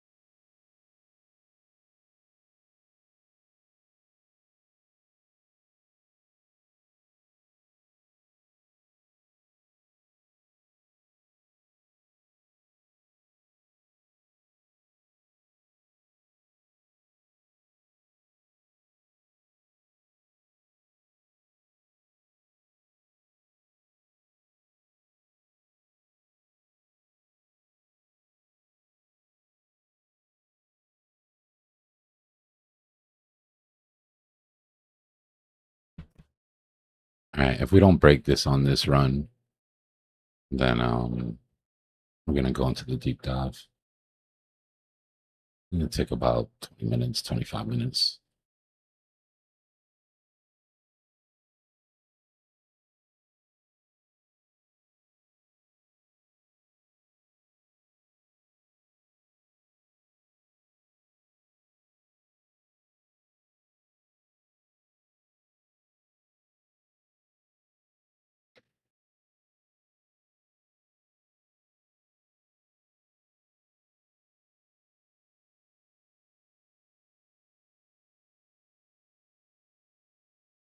I'm personally still looking at 50% of that vector.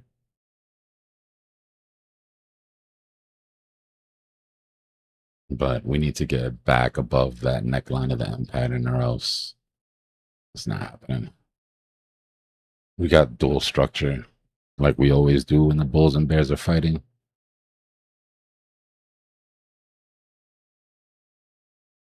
The bullish structure looks weaker currently.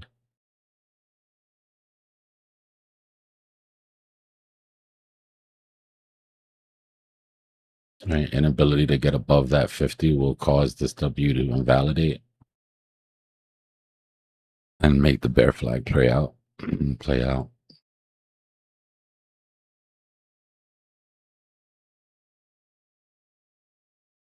That measured move, like I said, takes you to that 50% of the vector.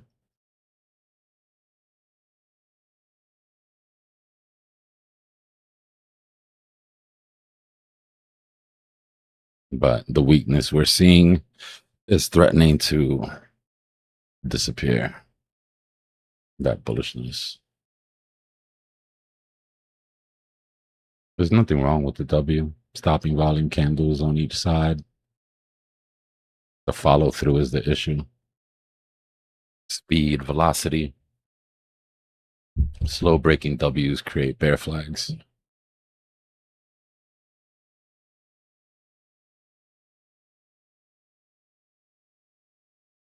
Measured move takes you about a quarter of a way or maybe half of the way through our major measured move.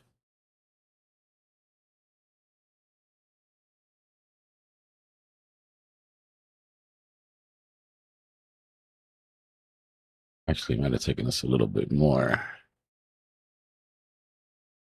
Yeah, almost all of it.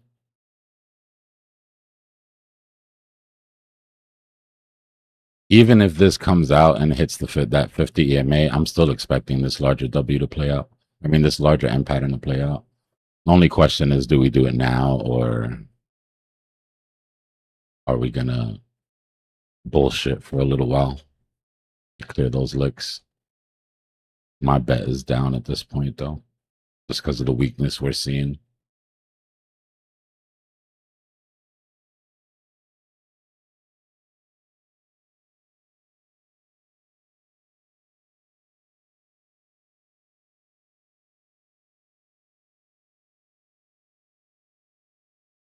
No, I feel you. I hate them too.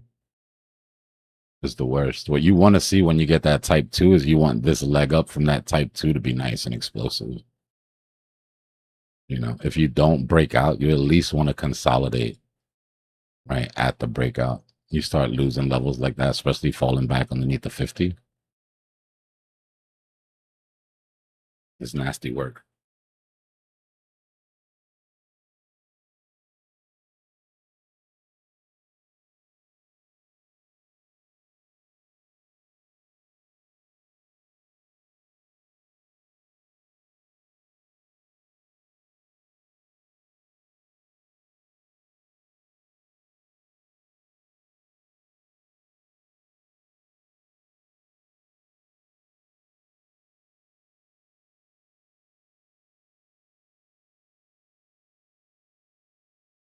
Another stopping volume candle off the cycle low.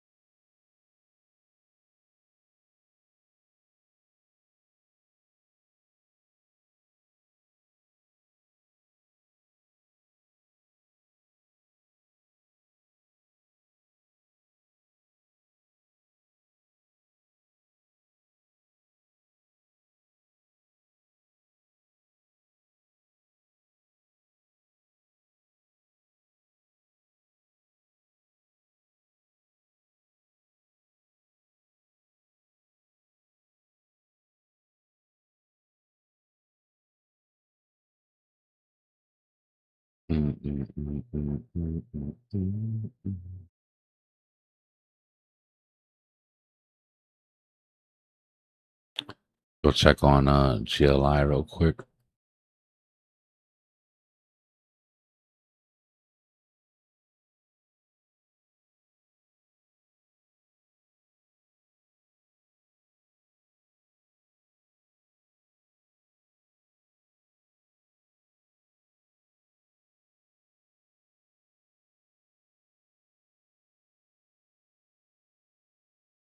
Got one last leg of this downturn before we get global liquidity moving up again. Again, I have to say this every time. It doesn't mean that it's coming into the asset you're holding. Right? We know that this could go into legacy. We know that this could go into gold. We have to look for the signs at the bottom that we are at a bottom. Because recently, right, money hasn't been coming in.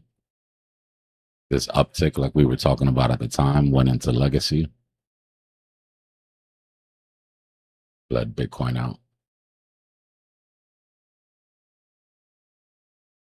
So the date is July 8th.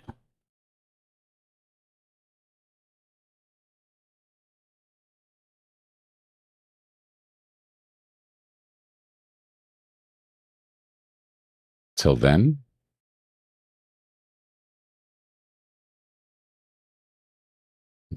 we've got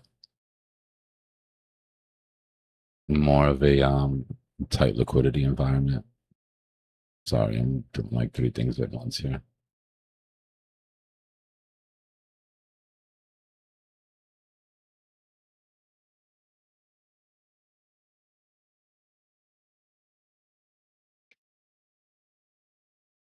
"21 days of reduced liquidity."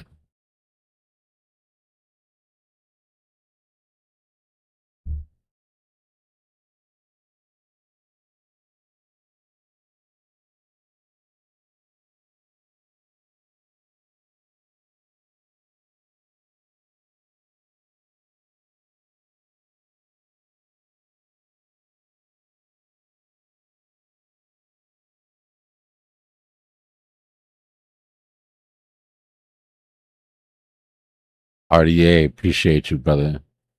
W Cypher supporter. Appreciate your support, bro. Yeah.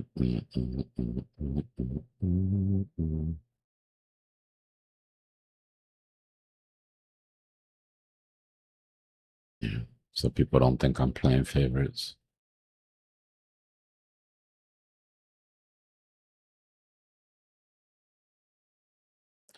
Range bound until one of those levels breaks. Either 64.4 or this uptrend.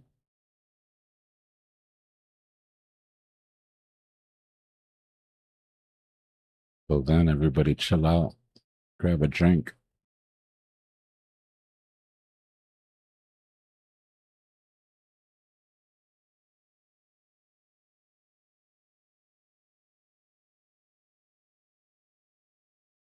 That's the visible range on our VP, on our VRVP.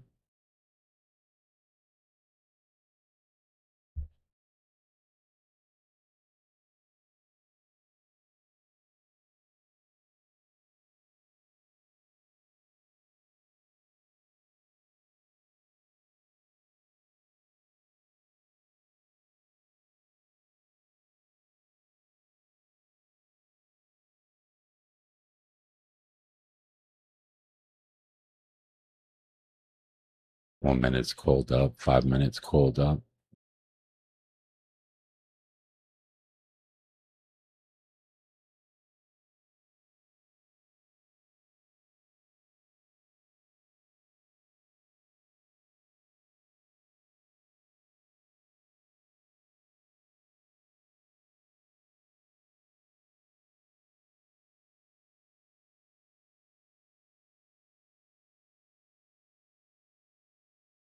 Nobody really stepping in yet.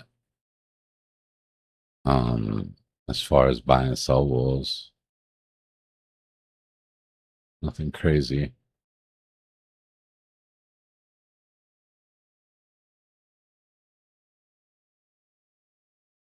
This is what it looks like when people get off the street.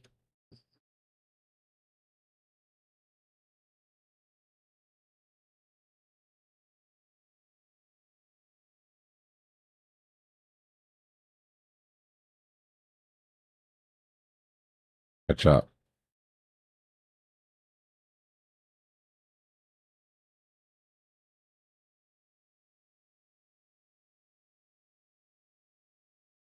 Come on, Keo, get your act together.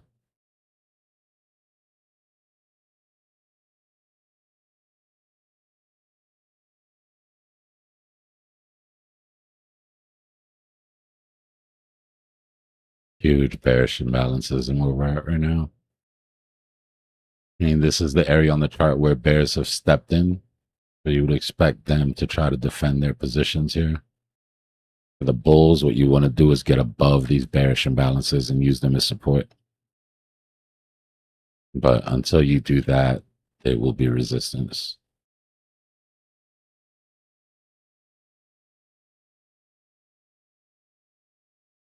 All the emojis, Crimson.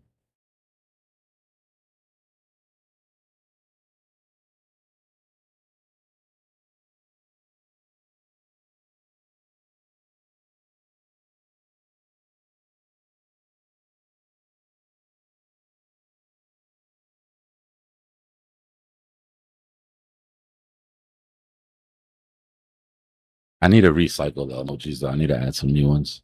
You're refreshing the stack.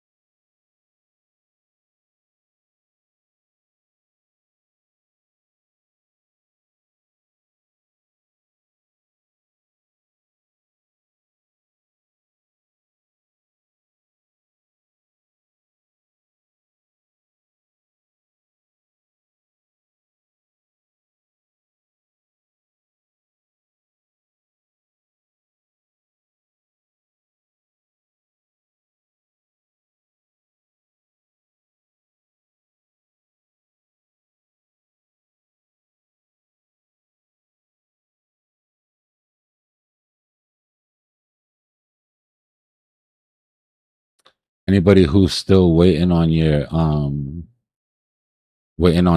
or your sweatsuits, they are all out the door. Only the last 2 days haven't been delivered yet. The last 3 days haven't been delivered yet. And I'm pushing the shipment right now.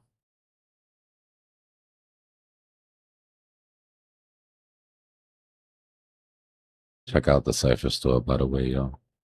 Your hoodies and your sweatsuits, summer sets. I got some t-shirts and shorts coming in probably this week. I'm just waiting for the samples so I can clear them.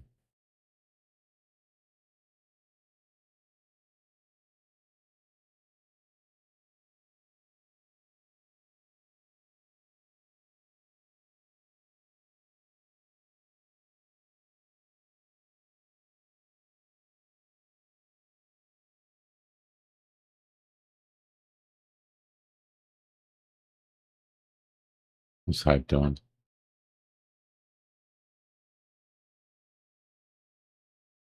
It's going again.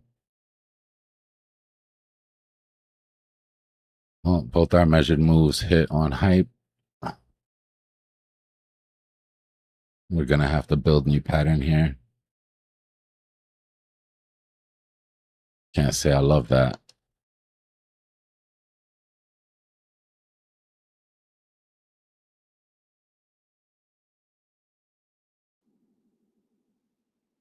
I mean, I don't think tomorrow morning is going to be a good stock market day.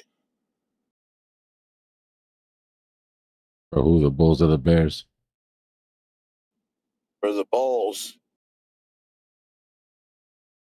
I didn't really hear War say anything today that'll make me want to spend money. But who knows, man? Everybody's reading it differently.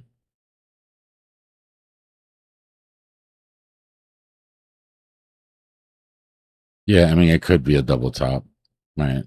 On the macro and the micro.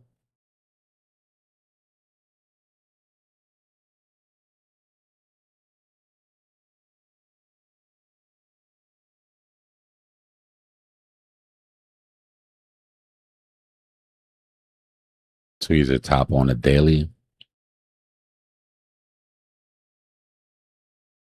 Bearish engulfing here kills it. I mean, you got a way to go for that, though. I don't know if that'll happen exactly, but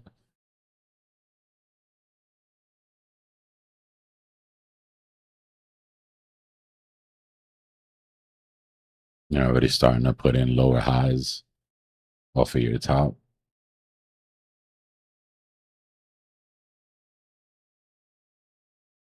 Uptrend is the real concern.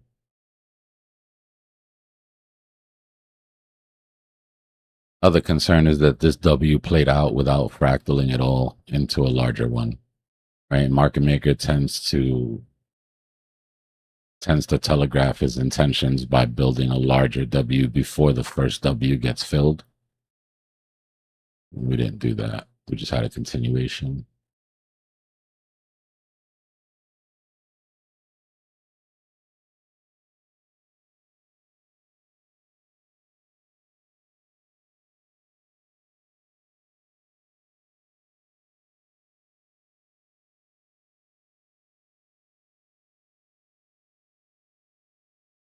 You said.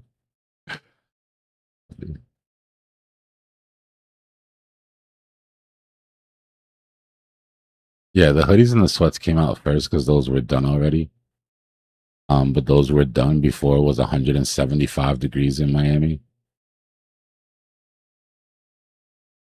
So definitely went all cotton t-shirt short route. But since they're the first ones, not the ones that are already on there, those I've already seen, but the new blanks that I use, I had to get samples of because I don't want to list them before I see how they actually fit.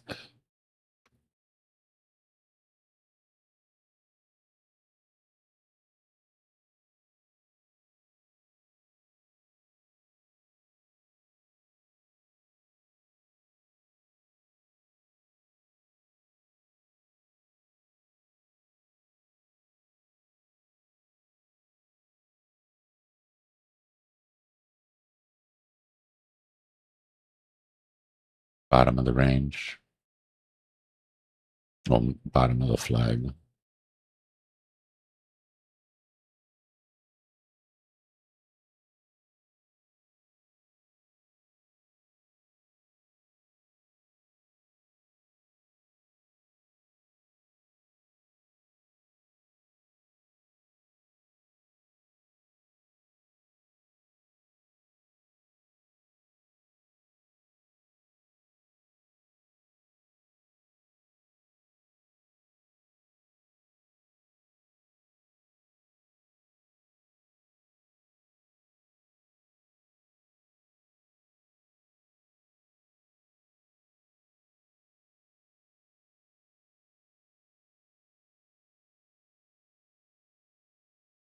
I appreciate that, Issa. I think it'd be cool as shit to bump into somebody in public with a crypto cipher or a cipher school shirt. Oh, yeah? That would be cool. Oh.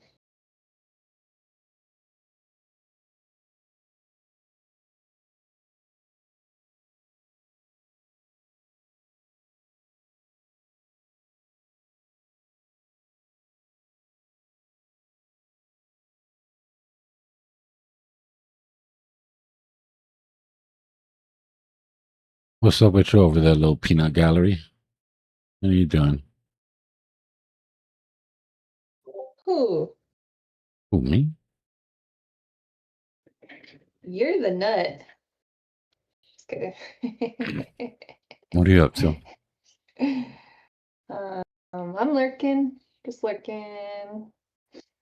That's me, by the way. I changed my name again. Where? Who? I'm May Jello. Oh, I didn't see it. Wait. Oh. I just assume any May is you. No, because yesterday I was like, "What's a bear market?" And you, and you were so cute because you explained what a bear market was, and I Well, went, "Okay." duh. Now I can't tell him who I am. Good. I'm glad that you felt guilt and shame. And I hope you stayed up all night thinking about it. My joke turned not funny. Can you imagine if I would have answered in any other way? Yeah. Well, I was like, oh, maybe he's answering for real because, there's other people like That's this. usually what it. Yeah, that's usually what it is. Yeah. Even when trolls ask me a question and I know that they don't really need the answer, I know that other people are now thinking, "What's the answer to this?" So Exactly. Mm-hmm. Mm-hmm.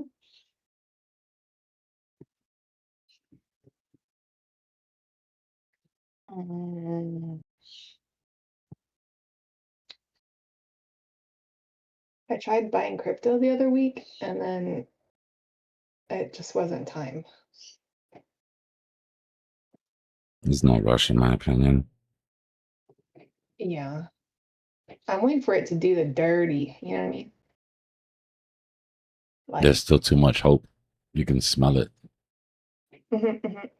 Yeah, there's like a lot of hope around this shelf from the 69 shelf or whatever, 65 shelf from years ago. Oops. I meant to type trading view and I typed Tana instead. Narcissist much? Oh my god. Jesus. What my name? Say it. Say it. What's my name? That feels like a lot of hope and a lot of results. What do you say? I said it feels like a lot of hope and not a lot of results. Yeah. What's everybody doing for dinner? I gotta Uh, put in my I don't got orders. that. It's only 2:30.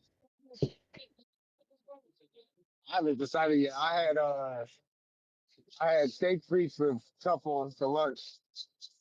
It was good though. I'm not hearing this man correctly. Yeah, his mic is kind of low. Sir, you had lobster tail? Is that what you said? Somebody took profits.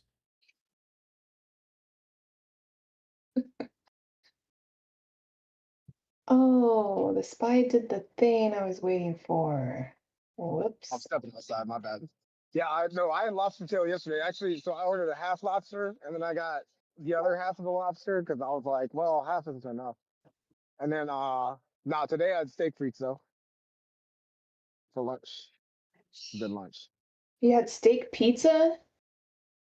Like frites, like steak with fries with the sauce and the truffles. Truffles. Yeah. Oh, you lost me at steak pizza. I thought I kept hearing like words. Steak pizza sounds vicious. I used to love like putting ground beef on pizza. Cheeseburger pizza. Yeah. Yeah, exactly.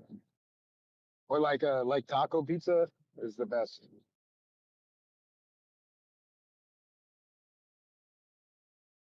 In New York, there's a spot that you can get pizza with extra pizza. So the pizza is the actual topping on the pizza. Just Google it. I would try to explain, but there's really no way to explain it. You got to see it. That is overstimulating pizza. But like, okay, is the pizza good or is it pizza that's compensating for its weakness by adding more pizza on top?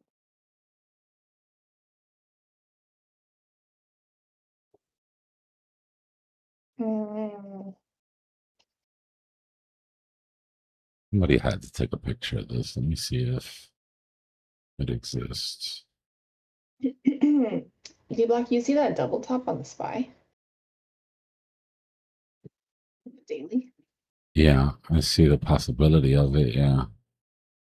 I feel like it's not going to be that obvious. No, The I think Legacy 16. makes another all-time high. Oh yeah. Yeah.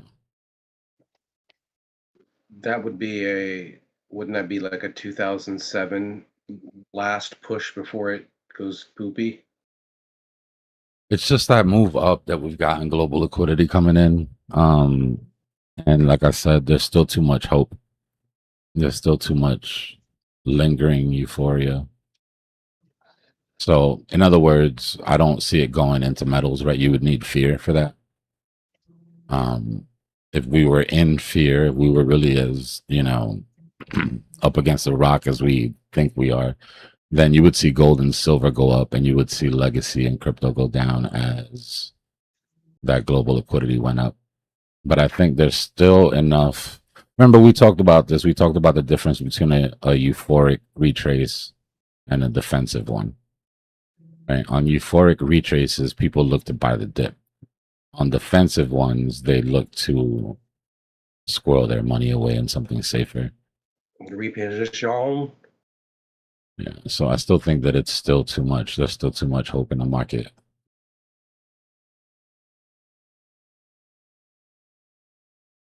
Blow off top, little flash crash, break current lows would probably be enough to swing that. What would you put your like if you were setting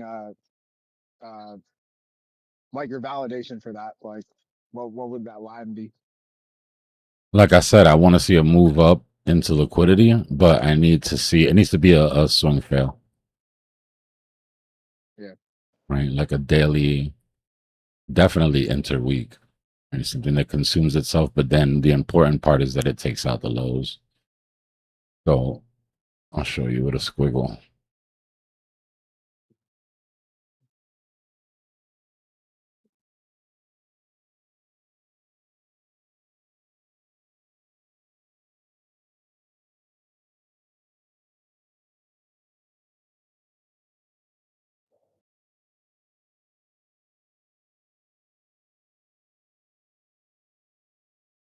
So I'll be looking for a blow off top that takes these lows out. Losing these lows after a fresh high would be the signal for me. Even losing the lows now wouldn't do it, right? Because losing the lows now with another recovery and then another loss just builds a bull flag. Yeah, so you need that blow off top first. Yeah, I want to see that move up. Doesn't even matter how high, just new high. And then take out the lows. Same on NQ.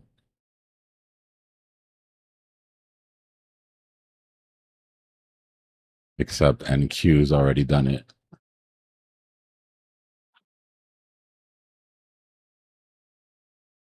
Right.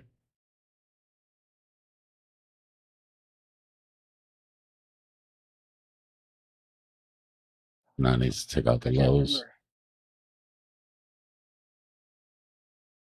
I can't remember the name of the stock, but someone was talking about like the people that supply lasers for the defense industry. I'm about to do a deep dive right now on the defense narrative that I think is gonna be big, and it's also monetary policy agnostic. Right? It doesn't matter if we're cutting or if we're printing, because it doesn't count on speculation. It's just an undervalued narrative.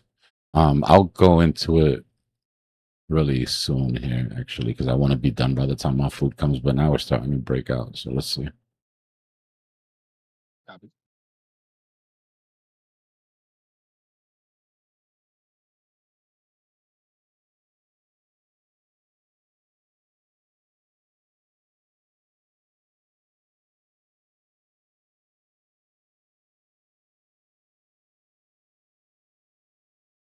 But it sort of bleeds into. So you remember a couple months ago, I told you I was looking into the DeFi narrative.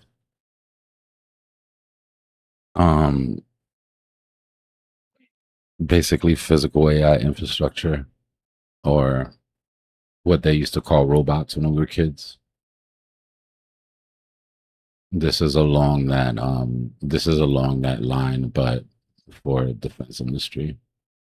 Was that a sarcastic jab So saying that how they've restructured the word robot into, I don't know.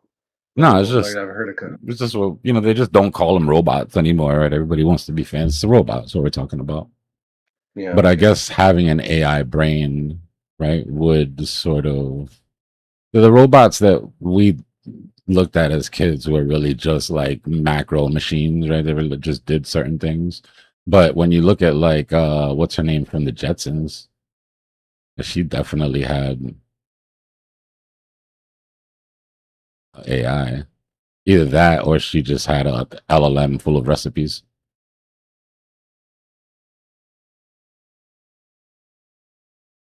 People laugh, but that type of shit is what inspires people to build shit when they get old. You know, amount of engineers and builders that were inspired by like Star Trek and Star Wars, and I mean, this is before transponders, before cell phones. Elon literally referenced it in his IPO. Yeah. Just like what you just said. How can it not? You know what I mean? Like that's what your brain forms around that shit when you're young, right? That's what like your vision of the future is.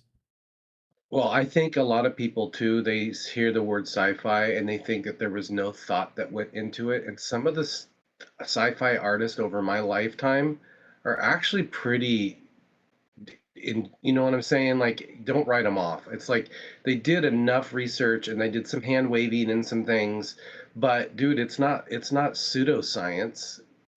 Yeah, a lot of it's just the cheat code, right? Like using using a fringe science in your sci-fi novels or movies that the general public isn't aware of is just a cheat code. Because there's already And you like a gotta, proof of concept for it. yeah, you gotta fill in the blanks with a little bit of hand waviness. But other than that, that doesn't invalidate the other physical truths of sci-fi. So like I get why people are chasing after it. I get why Elon and is chasing after it. You know, you don't make these things real by just constantly watching movies. Mm-hmm.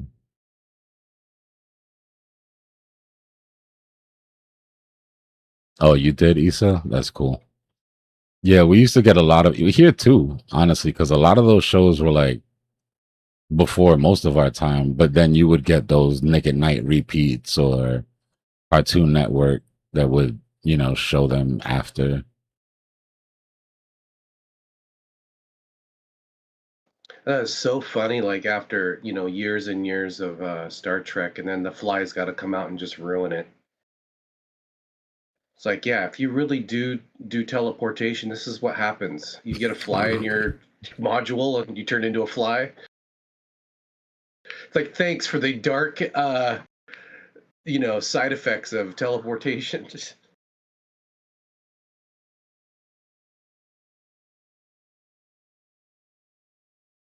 Yeah, Nick at Night was life.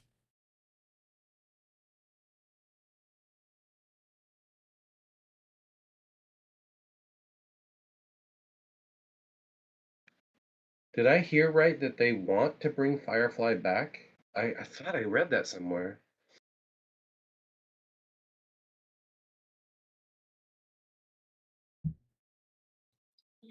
Do it.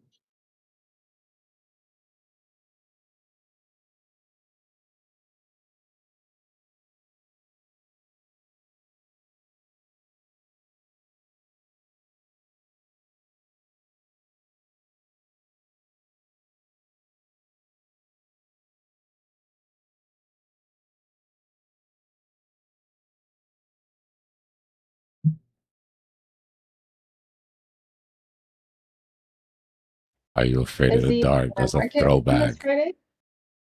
What happened? Is the market open this Friday? Friday? It's a holiday, if I'm not mistaken. Let me see. Mhm.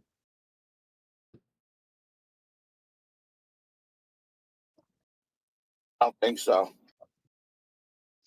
Yeah. What holiday is that? Juneteenth.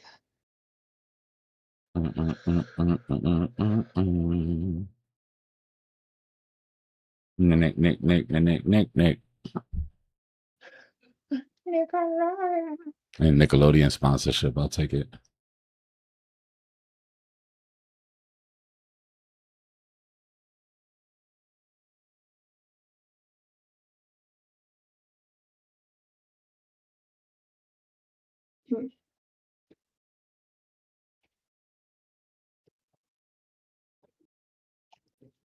I'll be real with y'all. I can't watch TV anymore. I don't know if like reality TV just or streaming or something just killed it for me, but I can't watch scripted content. Like it's really hard for me to sit and watch a scripted show right now. It's like not mentally stimulating at all. Yeah, and it has nothing to do with the content or right leaning, left leaning, none of that shit. It's like boring. It's like you know that nothing is gonna just happen, right? I think it's the excitement of watching streams and live content all the time where there's always that possibility that something goes left.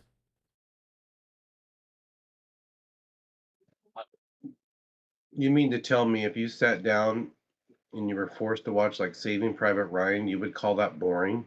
I fall asleep. Oh my. Okay, well, you a lot more mental than I thought. No, legitimately, I would fall asleep, bro. I'm in this place right now that if I watch something that removes my cognitive load, right, that I can just like space out until I don't have to think about anything. I'm just like literally bringing in the material. I'm falling straight to sleep.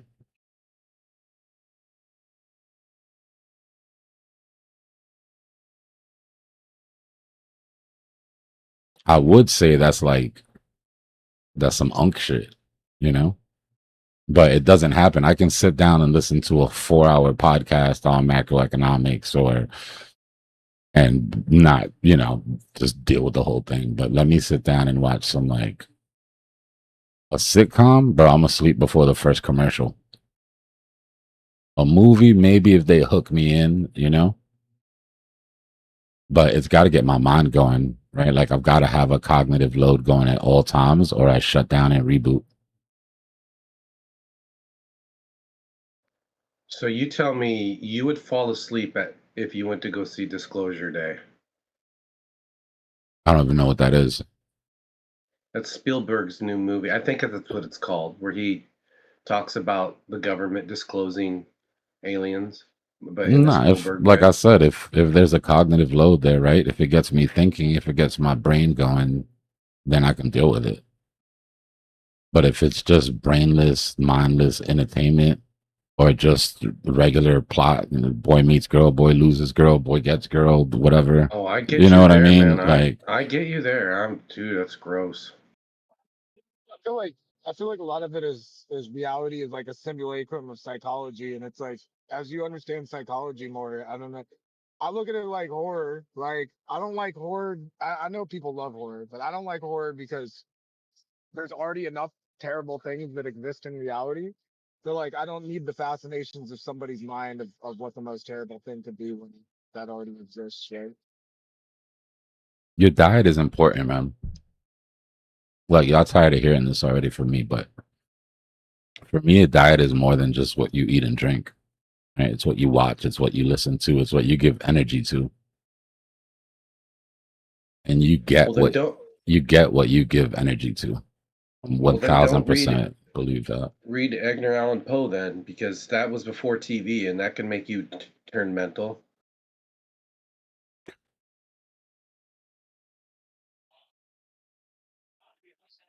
I feel like Mr. Beast ruined reality TV for me.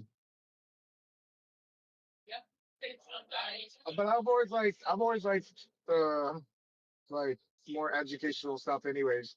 and like the quality of educational content for documentary content is so much higher now that it's like I almost don't like I really don't watch anything but YouTube about people talking about physics or psychology or sociology or any number of concepts. I mean, it doesn't even have to be educational per se, right? It's not like I'm gonna go on a date and sit there with a beautiful young lady and make her watch macroeconomic breakdowns and shit. You know what I mean? Don't do that. But it has to be something novel. A story about subculture I'm not aware of. Just something, right? If it's just the same old shit, then I'm gonna get handsy. I mean, I'm gonna go to sleep. See AI on that's what I'm saying. You read Edgar Allan Poe, you can't unread it. It doesn't have to be educational to be brain food, right? Like I said, it just needs to be novel, bro. I have ADHD. My brain only fires dopamine at novelty. Have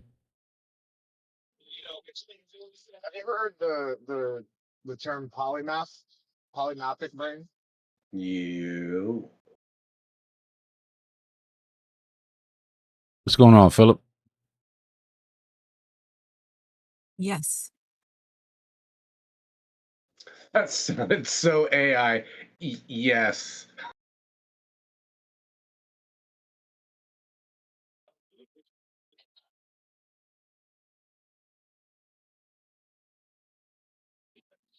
Yeah, I've been on a tip about the polymathic brain type, which I think comes all the way back from like medieval times, is where the terminology was coined.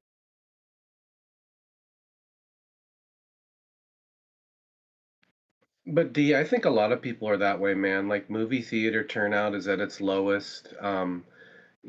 People have a lot of options streaming to pick the show that they feel is high quality and then ignore the rest. And the movie industry is like backlashing because they're like, trying to send out actors and actresses saying the movie theater experience is nothing like watching stuff at home. They're trying so hard, but everybody's responding with, well, why don't you make better content? Because this is getting it's junk since COVID, post COVID. It's all been junk, most of it at least.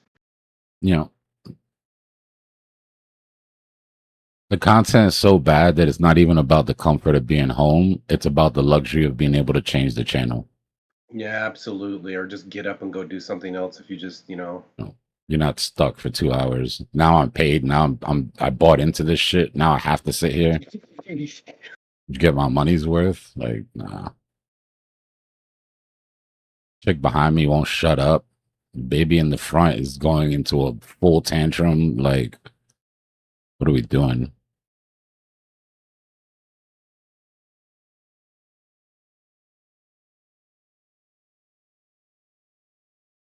And I kind of feel like I say the word trader loosely, but being somebody who's paying attention to the markets, paying attention to the world, life goes by so fast that the movie that you did want to watch in the theaters gets to streaming so fast because you're just living your life being busy that it's like, I can wait. If it's, that. Bro, you can see them day of now.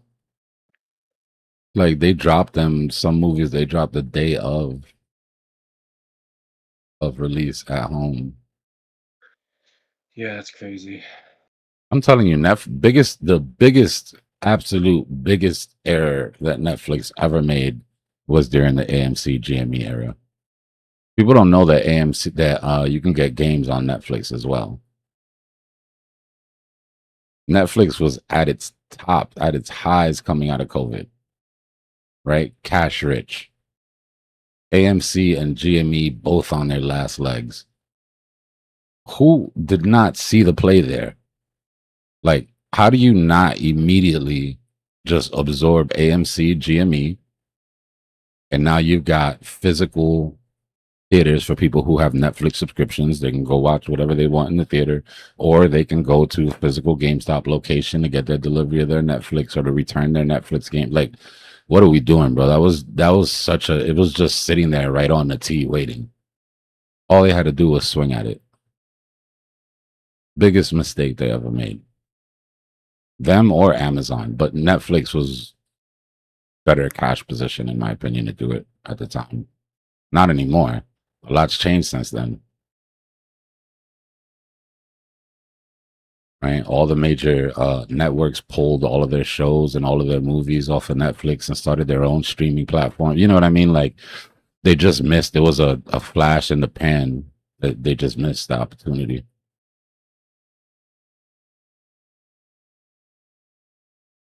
You imagine if your Netflix subscription got you like 4 movies at the theater whenever you wanted, just go in, flash your Netflix card.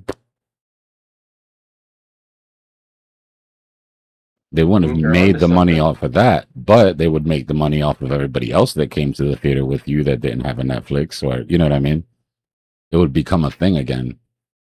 Or imagine going to the theater to watch some of the hit Netflix shows that go viral that everybody watches. You know what I mean?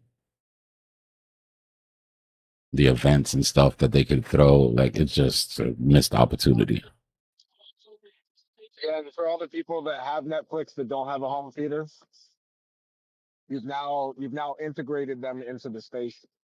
You're also bringing people into Netflix that maybe don't even watch movies at home, but want free movies. They like the theater, and it sounds like a deal to them. And the gamers. I mean, most of the money was made off the candy anyways, right? Mm-hmm. Well, there is a market now. I watched this on Tested the other day. There's more and more companies making smaller venue theaters for sort of like the golf what am I trying to say? You know, you get a certain golf clubs will only let you in. So it's Yeah. like it's not necessarily rich, but it's for handpicked people that can behave themselves. So W you have to like go broke down, by the way. Yeah, there's dinner theaters. That actually the last 2 or 3 theaters that I've been to haven't been major theaters. They've been small indie theaters, where they'll show like independent projects that just came out, or it'll be like a dinner theater where they got like couches and tables. And you can buy drinks and eat dinner while you watch the movie. Yeah, but I'm saying like the selection process is now it's not just open to the public for some of the new ones that are being built because Yeah, some that's people what so these are. frustrated with It's a the club. BS. Yeah. Yeah, it's a club. Like I got an invite from a friend and I haven't filled out the it's like almost like a not a resume, but you have to submit a resume application and then give like permission to like look at your social media and stuff like that. I'm good with all that shit. I never Yeah, dude, was I'm into not. gangs.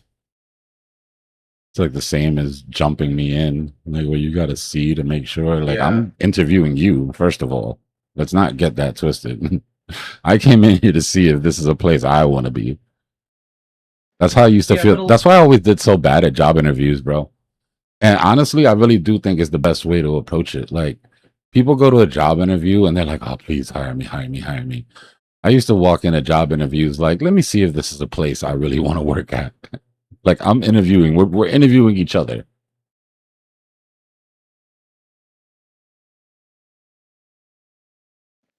But I guess some people are so frustrated. This is how people get talked into HOAs, man. There's so many people that abuse so much that's not even reasonable. They get talked into an HOA because they're so frustrated at the lack of civility, and now they're fighting the HOA when they want to go do something that's actually reasonable. And people just gotta like, I don't know, man. I'll be honest with you. It's just when you sit on the sidelines and you watch shit play out, it's funny sometimes at a distance, right? Like the people who were calling everybody snowflakes are now the absolute most sensitive people I've ever met in my life. It's the same exact people. Like the world is offensive, y'all. It just is. People suck. The world is offensive. People are gonna do things that you don't like. And that idea of curating your life where everybody you bump into and every place you go and every event that you go to is like perfectly curated to where it's only people that you agree with, like, ugh. You know? That it just starts to smell bad. Spice of life, bro. I guess to not get upset by it. To where it like, you know. Yeah, but it's hard, man, when you sit on the sidelines. I wouldn't say sit on the sidelines, but you calmly watch and observe, and then your rights are taken away because a small minority went out and voted and you didn't. Well, I'm not saying don't vote. I'm just saying don't carry water for anybody. But I'm saying the voting is influenced by people being vocal on social media and, you know, in communities, et cetera, et cetera. Well, you know what they say, the biggest problem with our voting system is that everybody gets to vote. It's like, there's no litmus test for it. You know what I Yeah, mean? do you think it's right that a city with a large population dictates the rest of the rights for the rest of the state? Because they're all smashed into a certain area and they're all biased because they're all feeding the same data set of information and just regurgitating to each other, and then they turn around and vote and then dictate the rights for the rest of the state? Dude, that's not right, man. I don't That's care where what the money anybody comes tells from, me. though. Right? Taxpayers. You got to look at paying your taxes like owning the stock in the company called the United States. And the more you pay, the more voting rights you get. Everybody gets a vote. But the more shares you hold, right, the like more important your voting right is. It's not right. We always get to the same point in conversations in here where we run up against the how the world is versus how the world should be wall. Right? We can all agree how the world should be.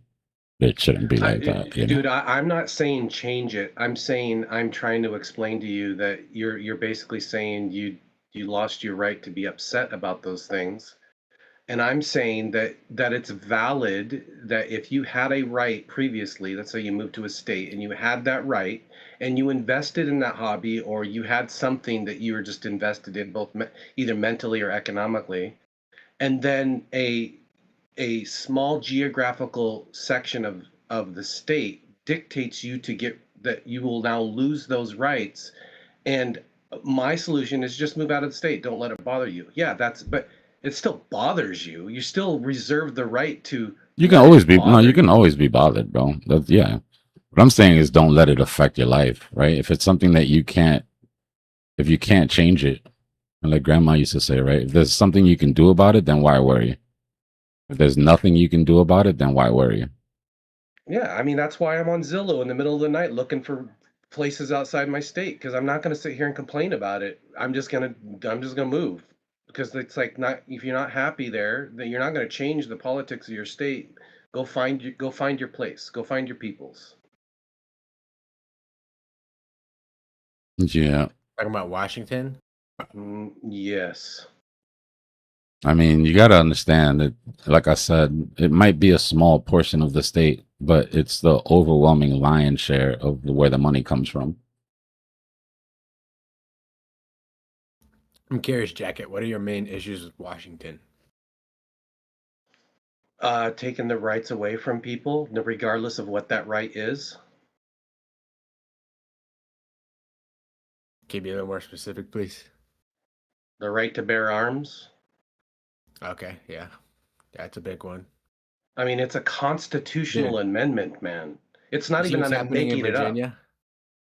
Yes, that's what I'm saying. Like, look, Yeah. I'm all for gun control. That's not what I'm talking about. I'm talking about the minute that you ban anything, you ban abortion, you ban guns. Like, you should always give somebody who's responsible, regardless of what the issue is, to prove that they can responsibly do that thing.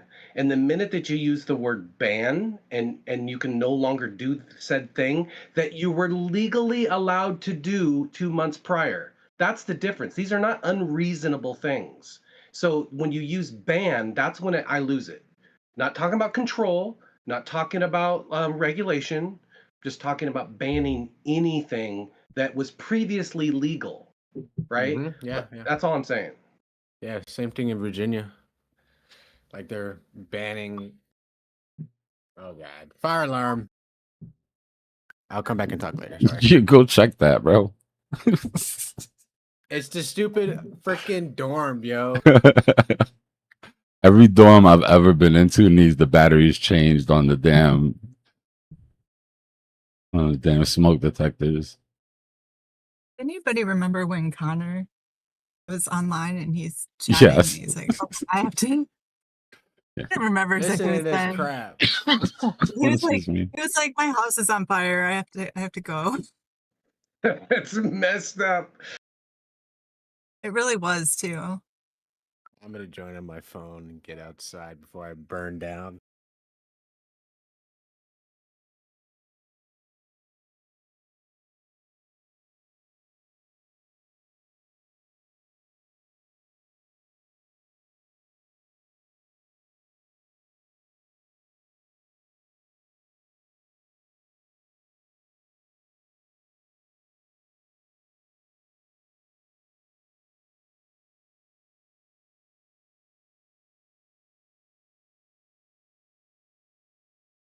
This is getting annoying. This might actually pop here. And we were talking about yesterday that pattern that I really don't like to see at the bottoms, that it's the same as the pattern that I don't like to see at tops.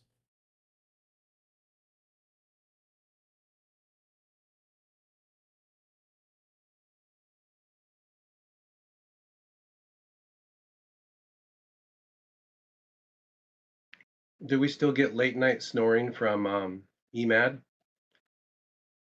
I haven't been on in a while, so I don't know. Those are always fun times.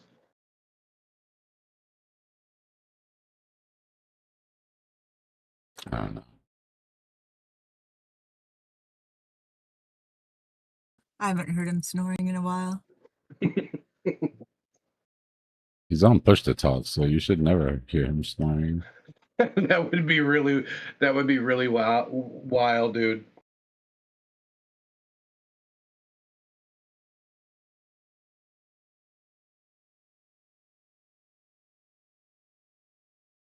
Yeah, it's just Bitcoin going sideways, Nick.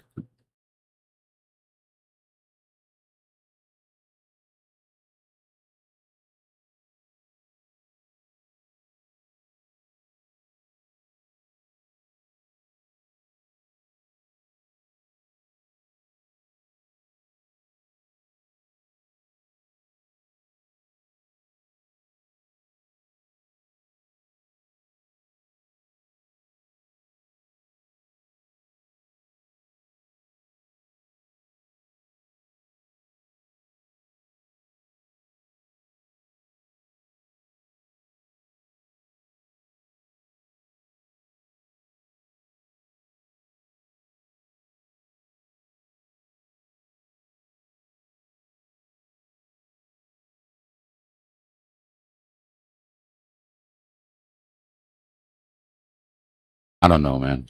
I've always considered myself a sovereign individual, which means I pay attention to these things, but they don't control what I do or don't do. So I don't spend too much time worrying about it. Sometimes the trading's state taken from you. sometimes the state agrees and sometimes it doesn't. You think for 1 second that if the United States bans crypto, that's the last day I trade crypto? Please. Well, Or you think if what- my what- state bans guns that somebody's gonna break in my house and not catch a bad one? Well, then you're less of a Boy Scout than I am. I try to follow the law. I mean, I get it, but I follow I'm not what's gonna lose my righteous. whole livelihood. I follow what's righteous. I have a brain to know what's right from wrong. And just because something is illegal, in my opinion, doesn't make it wrong. Just makes it illegal.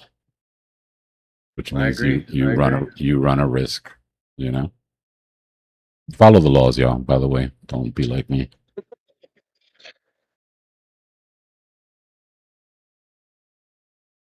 What's the saying? When righteousness is outlawed, outlaws become righteous or something. When you outlaw righteousness, the righteous become outlaws. Yeah, man. I mean, when there's so many people still in prison for marijuana possession after all the Please. stuff we've been Perfect, through, dude. perfect example. Everybody's like, "Oh, aren't you excited that marijuana's been legalized?" Bro, it doesn't make not a bit of difference to me. Never has, There's never still, will. yeah. There's still guys busting rocks today because of that. Yeah. What does make a difference is, yeah, obviously the peace of mind of knowing that you're not violating any sort of rules.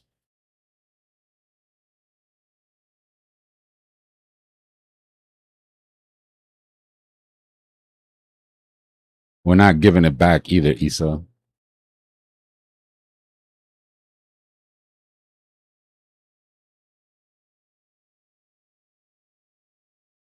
Can't have it back.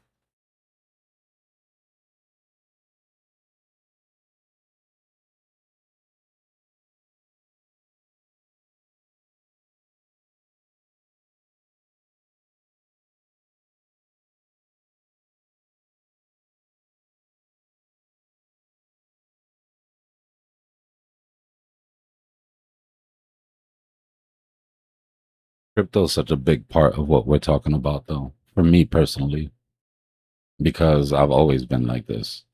So when I see Bitcoin, it's not just a way to make money for me, right? It's for the first time my money doesn't carry counterparty risk. Until it does. How? Good luck. This Bitcoin we're talking about, you can make whatever laws you want. Code is code. Nothing can stop me from self-custodying.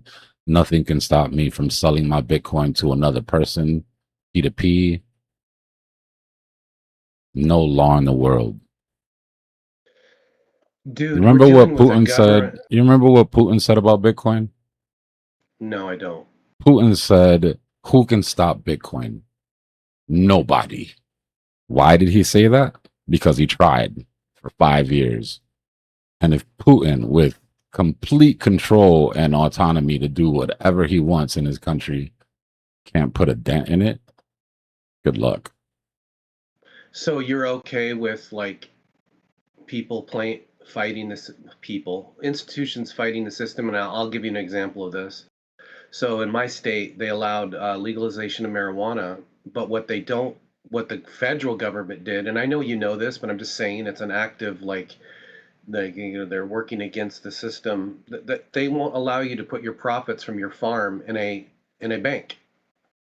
So like, yeah, you're right. You still could farm. You can still farm marijuana and you can sell it, but there's no place to put the money. So I get that you'll still be able to trade Bitcoin, but what if they start? And this is not a large if, by the way. What if they start like saying, well, you're not going to put it in any like I'm when you unbanked. turn it to cash, I'm unbanked.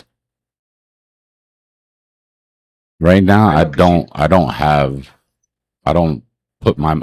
cash out in crypto and put my money in the bank. Okay, well, whatever mechanism you use, and they start restricting that mechanism, like you'll still trade. I get it. Nothing's stopping you. But when does it get to a point where the resistance is greater than the effort?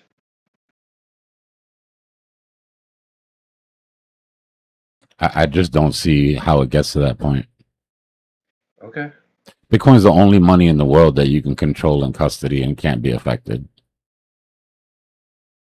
Like you can control the off ramps, right? You can control the on ramps, right? Maybe it gets to the point where there's absolutely no way to bring new fiat into crypto, right? But you can't take my Bitcoin.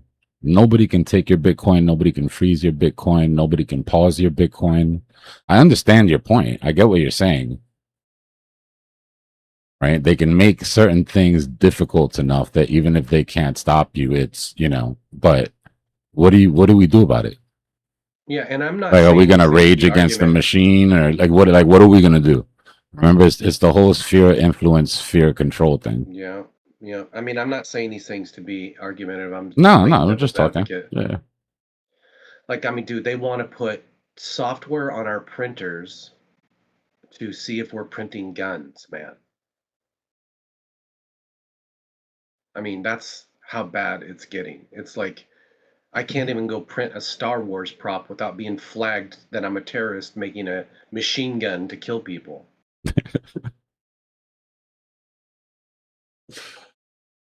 I never thought that I would ever see that, and that sounds It so doesn't. like Okay, but it doesn't. 1984. So it doesn't. Okay, I get that freaks you out, right?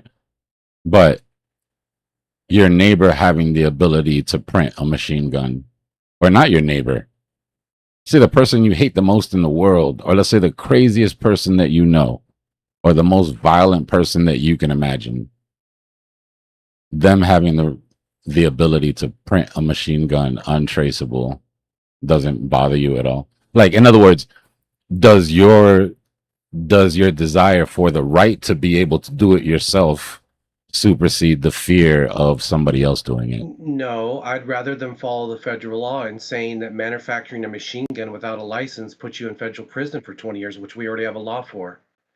Yeah, but you can't track it, right? These ghost guns, once they're used, they can be tossed and it'll never get back to the person.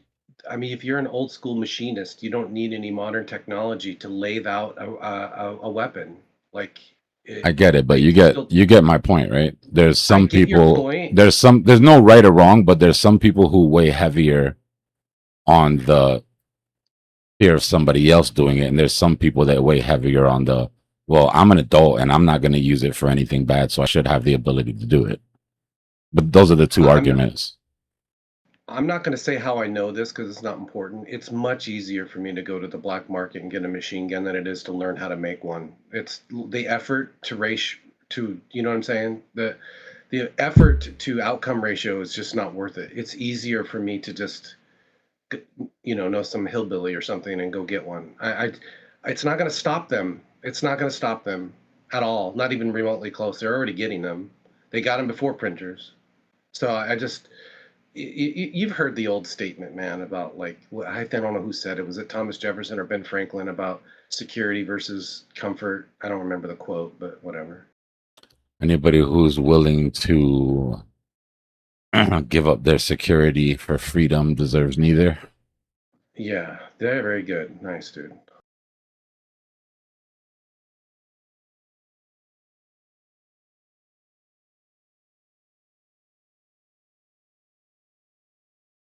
You were looking at that same reversal pattern that we saw yesterday, but it broke down fairly quickly. What's good, Pri?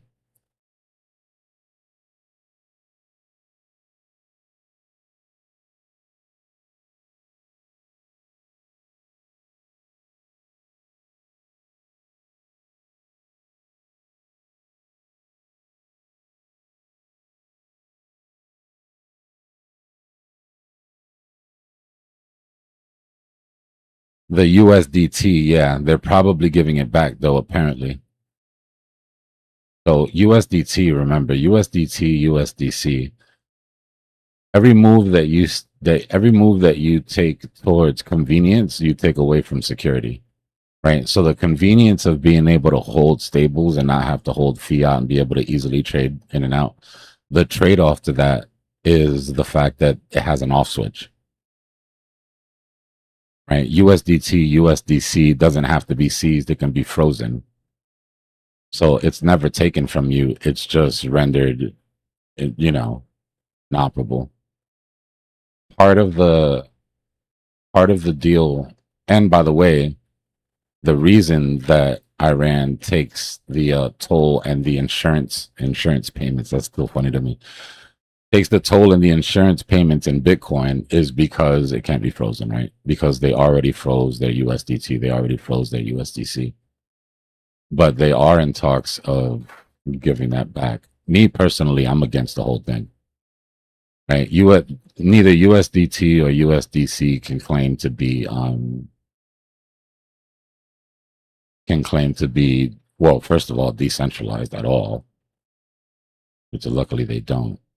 But they're not in the cypherpunk ideal of what crypto's supposed to be. It shouldn't be possible to do that. And it's cool when it happens to a terrorist, right? But when it happens to Canadian truckers, right? or if it gets even slippier than that and it happens, it's just like anything else, bro. They put it in front of your face in a way that makes sense.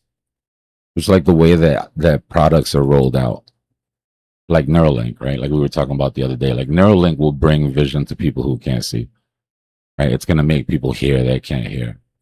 So the idea of hacking your brain physically, and it doesn't give off the same alarm bells because it's being used to help. But eventually, yeah, somebody with money is going to want to be faster, jump higher.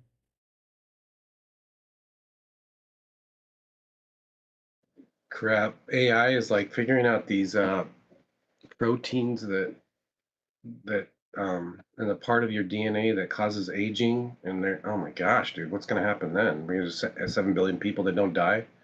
There's going to be, in my opinion, in 50 years, you'll probably be living an extra 50. Longevity is one of the things that I follow really closely. I'm not playing when I say you gotta be around to spend it. Like that's one of my main sort of study areas when it comes to personal stuff, personal development and stuff, supplements. Just get 2 teenage kids that are going into college, you'll find a way to spend it really quick. David Sinclair just got human trials to regenerate retinas and shit in blind people. You're basically just sending the cells back to resetting and programming them, basically. The argument is that every cell has the history of every cell that it could have become. Right? When you get cancers and stuff like that, is when the cell starts to lose its identity. As time goes by, the cell starts to lose its identity. So there's a way to reprogram cells to a youthful state where they'll just do their job that they did when you were a kid, you know?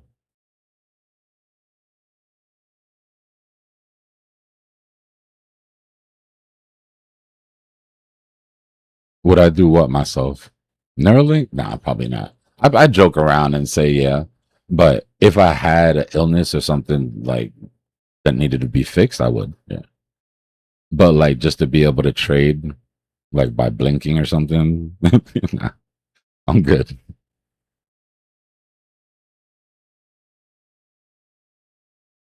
Yeah, exactly, Issa.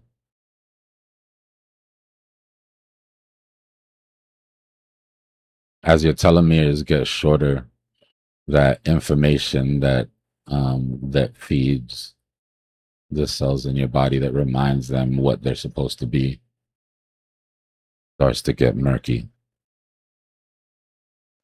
That's some people are like, that's why they're putting their DNA and some cells in cold storage, so when they do get cancer, they have the ability for those cell memory to come back, which I think is so crazy that you would take the time out of your day to go do that. No, I don't think it's. Let me take a step back. I don't think it's crazy to do that. I think it's crazy that we're in that state that people are premeditatedly saving cells at a cold. You know what I'm saying? It's just whoa. Like for a future date, if technology increases, they have cell memory. That's just nuts, dude. Hood life, what's going on, bro? What's your Discord name so I can find it? Because the DMs are kind of crazy.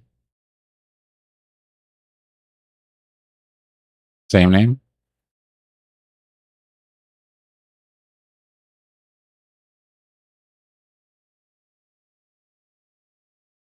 All right, back. Give me a second.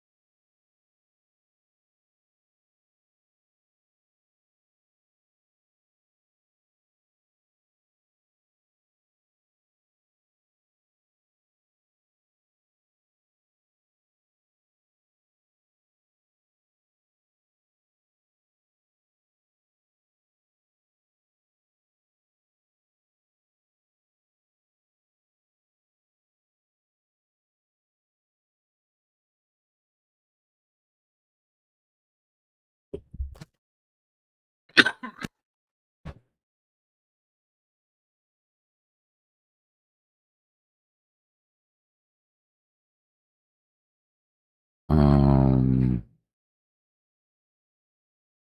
I don't see a message here from you. Let me check my other Discord. Maybe you send it to my personal one.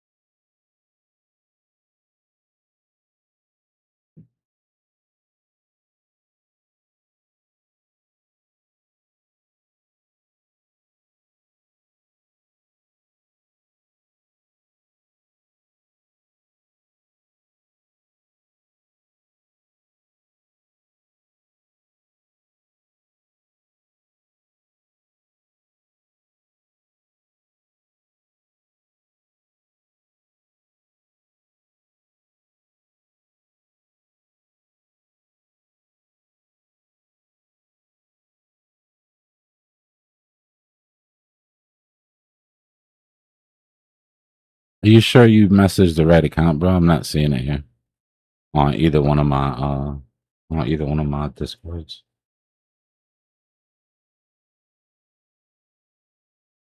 Let me see if it went to spam or something.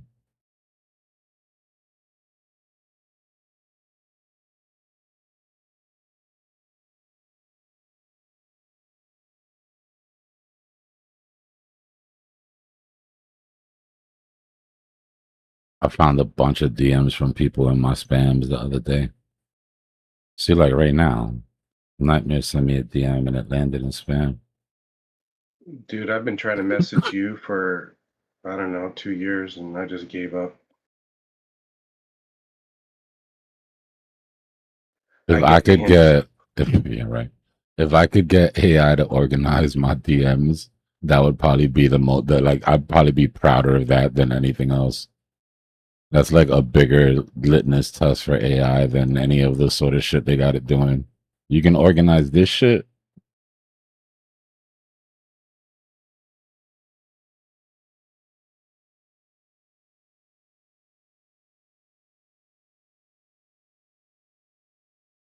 Okay, yeah, so it should be me then. Are you in the Discord? Just click on my name in the Discord and message that one so that you're sure that it's me, and then show me a screenshot of who you send that message to.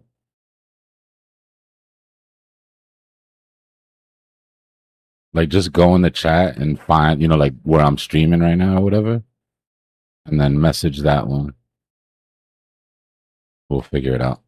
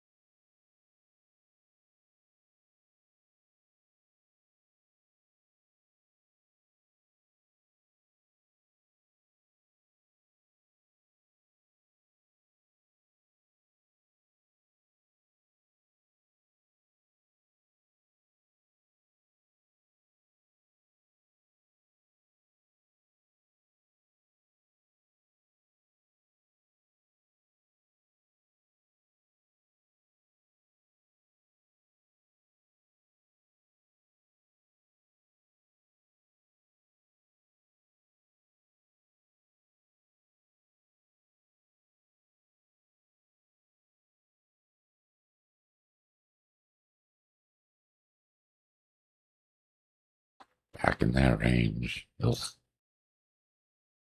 All right, so I think it's a good time to do that deep dive because at this point, that was just a deviation, 200 AMAs right there. Even if we go up and grab this, I think we're going to be in this range for a while.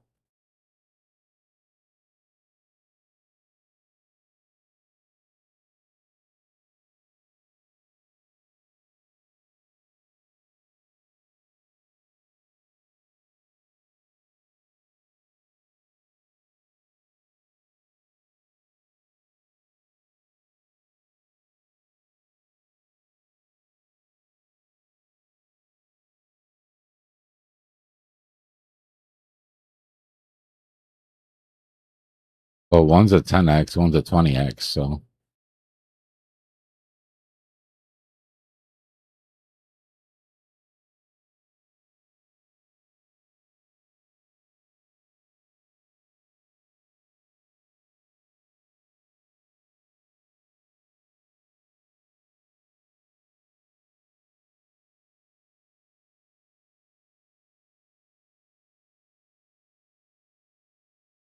Scoob.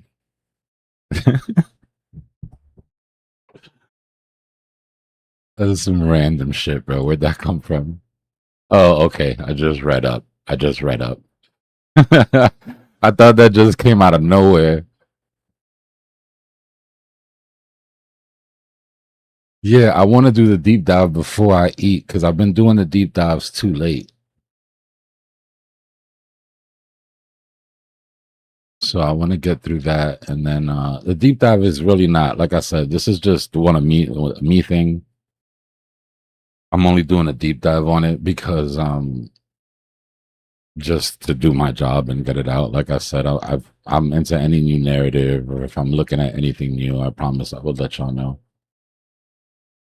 But it's not gonna be for everybody. It's a legacy play too, and it's a longer term play.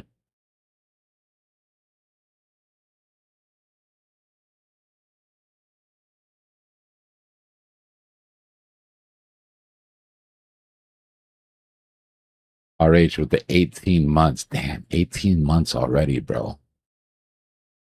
I keep saying that we've been up for a year, but it's not true.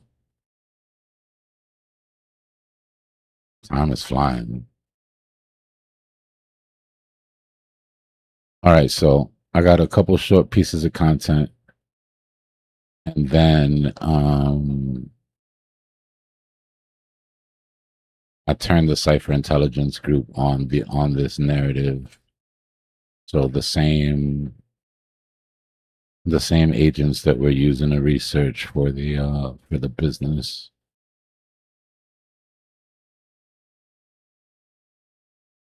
And I'm interested in seeing what their take is as well.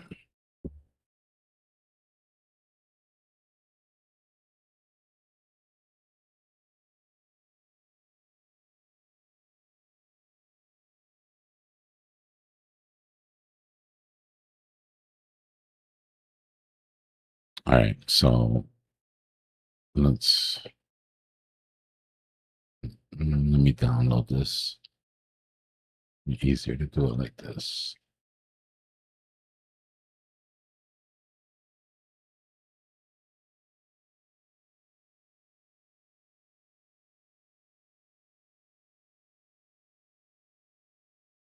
When I'm done, we'll look at the charts and we'll go over the analysis.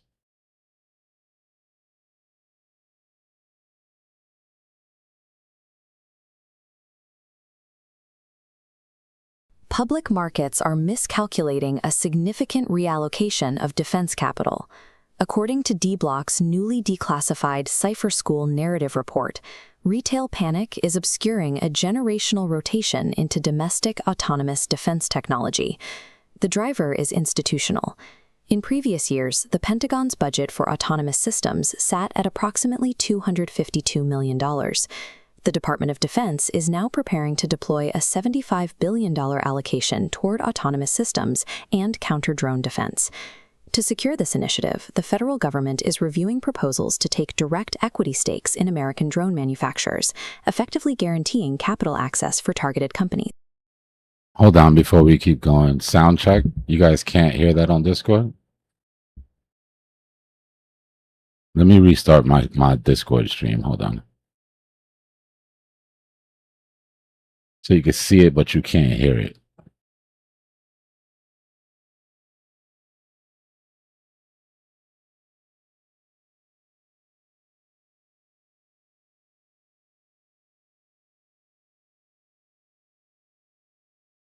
All right, when it starts back up, let me know if you can hear it.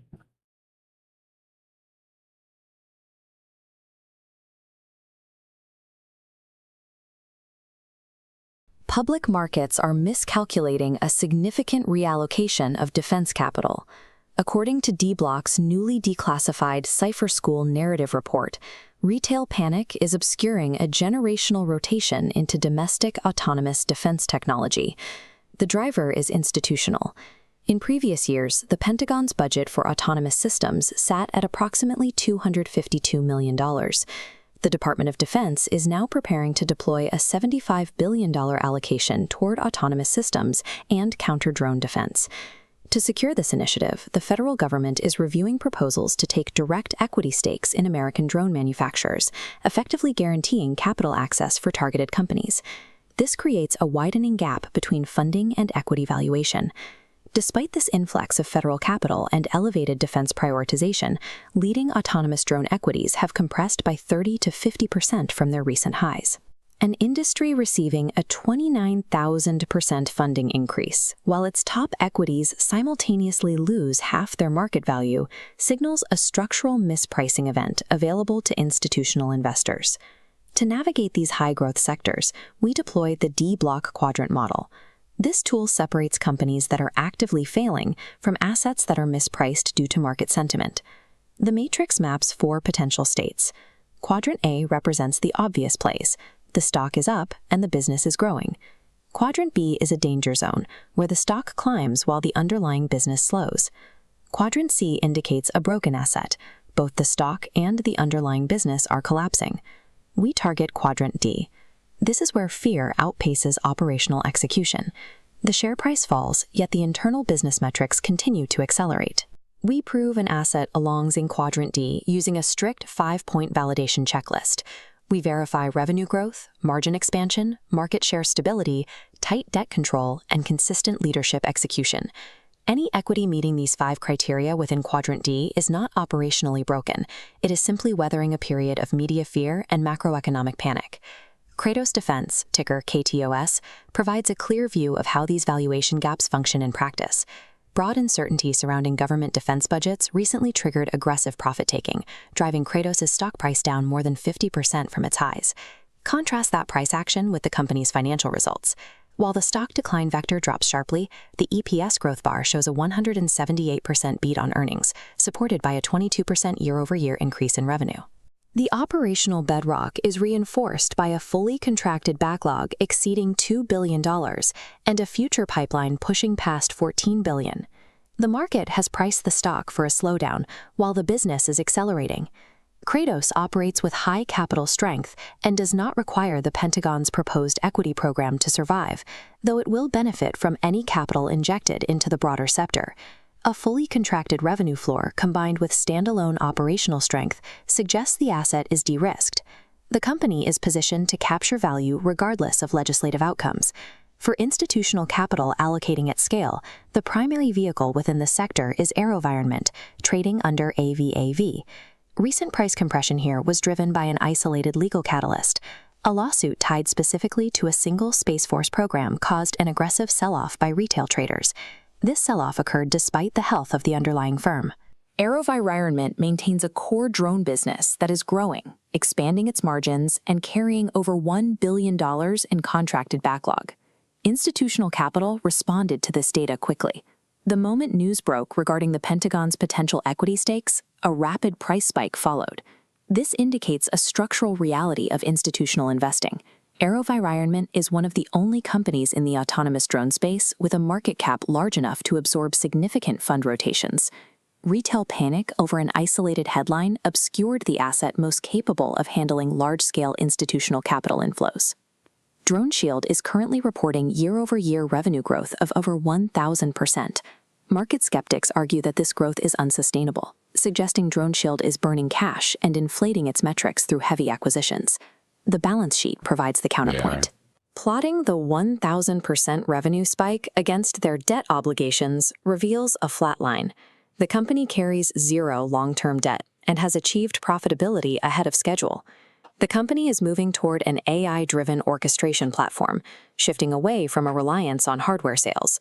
Their technology is already proven in high-stakes environments, securing operations at global events like the FIFA World Cup.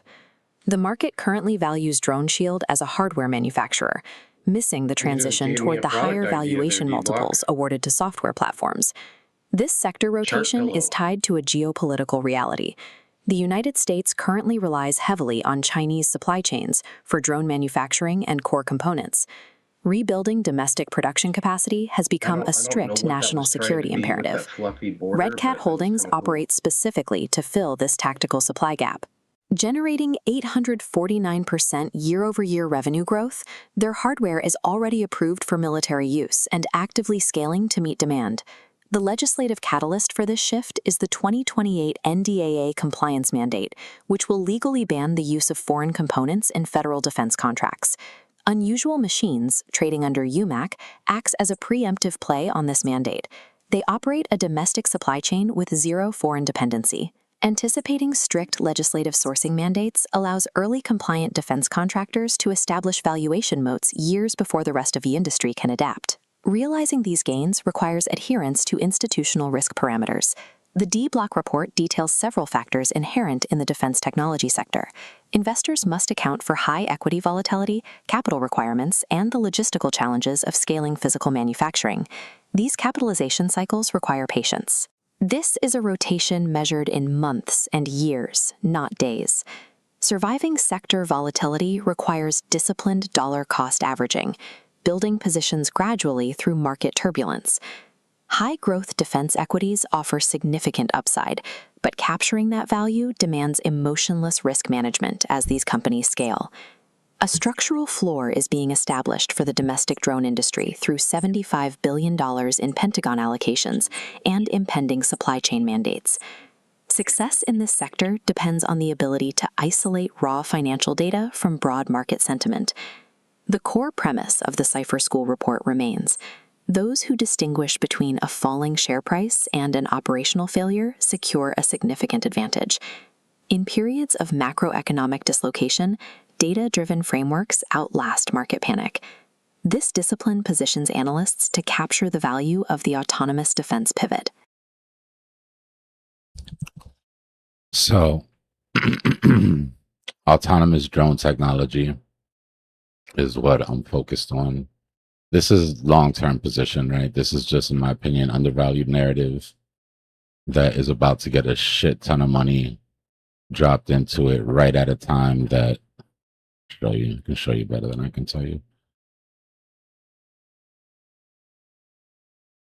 Right at a time where some of their biggest players have taken massive dips. I was going to save this for Cypher School, but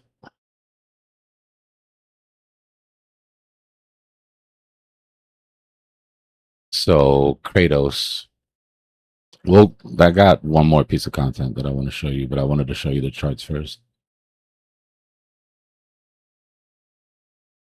My first pickup, and like I said in the report, this is long-term DCA. But my first pickup was Kratos. 61% drop over a lawsuit that got dropped.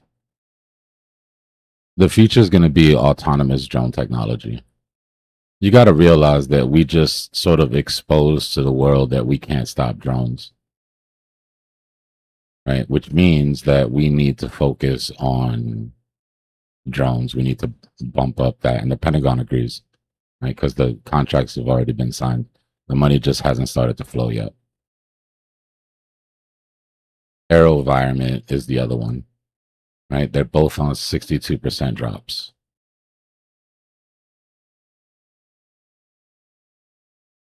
Joe is currently on a sort of move down. I'm watching. I didn't catch this. It would have been nice to catch that 160, but I wasn't paying attention to it at that time.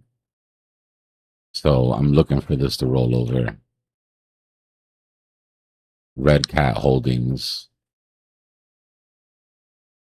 is looking at that pattern that I told you that I hate to see at the top, right?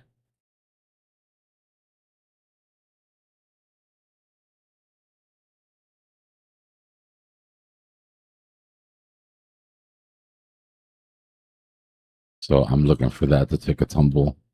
Not touching that yet. Unusual Machines is a beast. As you can tell, like you don't even have to. So again, not chasing, waiting for replacements or retracements, I should say.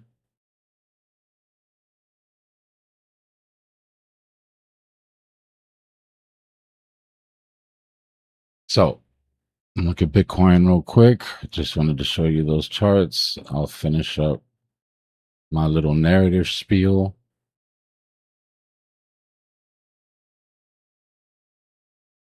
Like I said, not a trade for everybody, not financial advice at all. I just promised that whenever I move to a new narrative or I'm looking at a new narrative that I would deep dive about it. So I'm just trying to keep my word. The money that makes that price go up is going to come from the government. I don't need anybody to buy that stock, you know. Why did I download that already? I just want to go a little bit more into my trading thesis on it.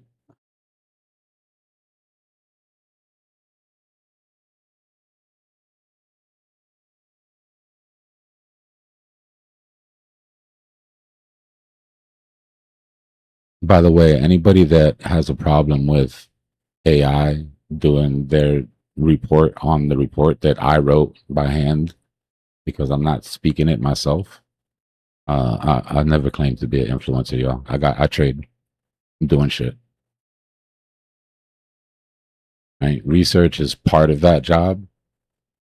Putting it into a deep dive in a way that you guys can digest is also part of that job. But sitting here and reading out every word so that somebody could be happy that I'm not using AI is not one of them.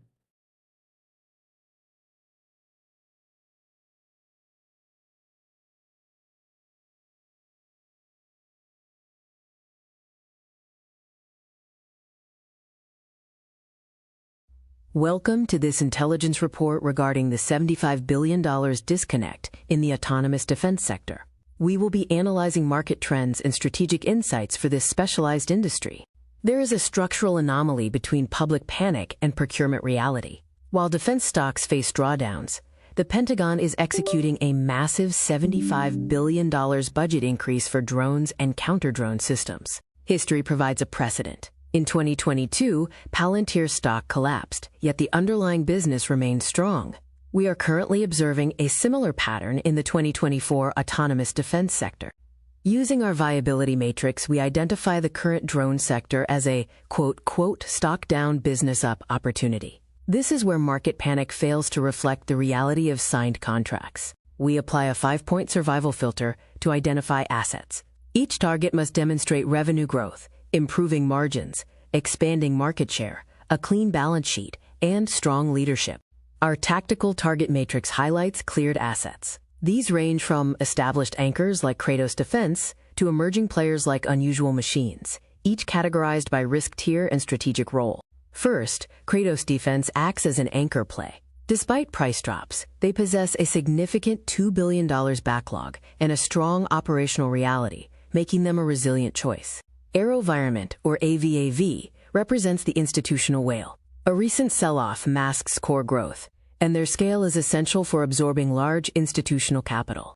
DroneShield is more than a hardware manufacturer. It is an AI orchestrator. With 1,000% year-over-year revenue growth and zero long-term debt, the market currently misprices its potential. Red Cat Holdings, or RCAT, is the capacity builder. They are a strategic bet on scaling domestic manufacturing to bridge the production gap between the U.S. and China. Unusual Machines, or UMAC, is our 2028 wildcard. They have already built a compliant supply chain, positioning them well for future regulatory shifts in the defense industry. The core insight is that Wall Street misprices these companies as legacy hardware manufacturers. As they transition into AI-driven defense networks, their valuation potential is set to shift exponentially. For our operational directives, we recommend dollar cost averaging into these positions over several months. True alpha is generated by investing in sound businesses during market discomfort. All right, let's click through some of those slides.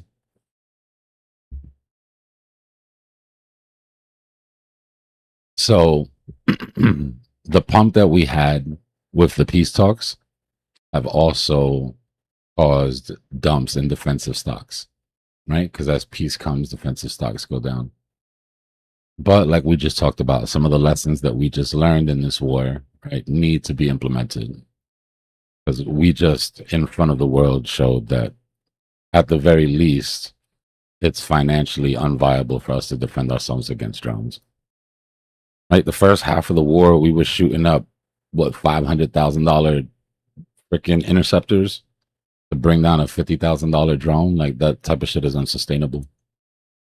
So these drone companies that, like I said in the report, were considered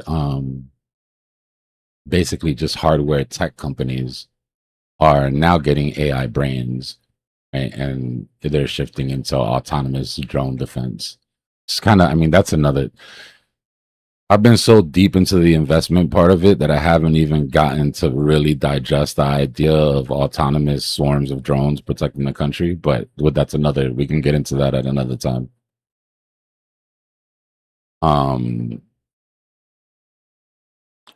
So analysts are looking at these drops, and the Palantir pattern. I didn't make this up, right? They're calling this sort of the Palantir pattern. That's exactly what Palantir did before, right before they came into their usefulness. So that's what got me sort of interested, right? It's the same pattern that we're seeing in the defense industry. And you can tell it's a narrative thing because you're seeing it across the board.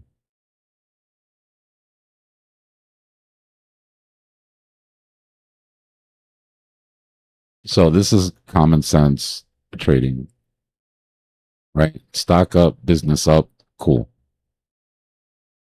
Right? You trade NVIDIA while the AI market is going crazy, great. Stock up, business down, right? It shows hype. It's moving just off of FOMO. Stock down, business up. I mean, stock down, business down. It's just a failed business. But stock down, business up, right? Obviously is what we look for. We look for asymmetric sort of trades. And like I just showed you, two of the leaders in the industry just took 62% dips. I'm not aping in. I'm DCAing over the next couple of months, personally. So the checklist, right? When you're looking at stocks, especially in this situation when they've taken dips, right? After a stock has taken a large dip, or even this, I mean, this goes for crypto as well. Because you guys love to come in here and be like, oh, this shit just dropped 65%. And yeah, you'll get those dead cat bounces. But the real money's made in a business that dropped through no fault of its own. Right? Is the top line revenue still accelerating? Crypto guys, revenue is something that businesses get when they actually make money. I know. I know something that we're not used to. I always heard that on the crypto side, but yeah, like they make money and you get to see how much money they make. It's crazy. Operational margins holding and improving, right? Is market share expanding against its competitors? The balance sheet clear of toxic long-term debt. The core leadership still stable.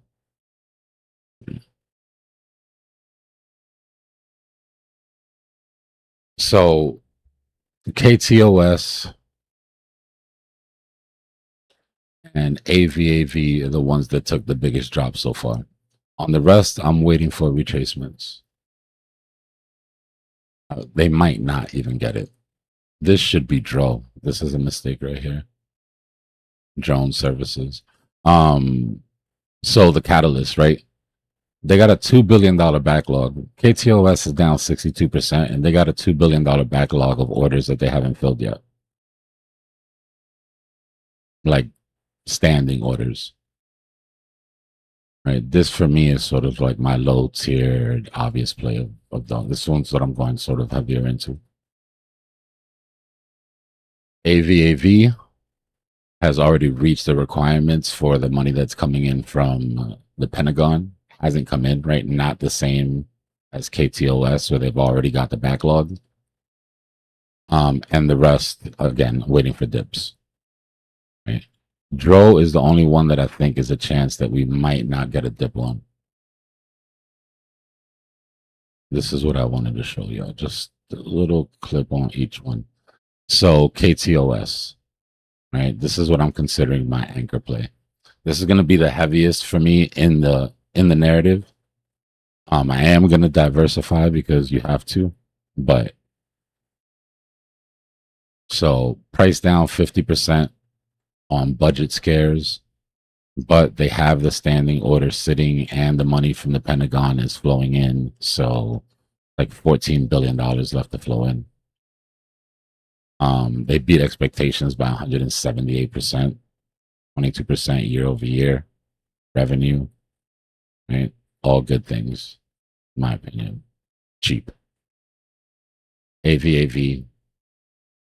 Excuse me. This is where the institutional money is going to go into. Right? They have a small backlog, not as big as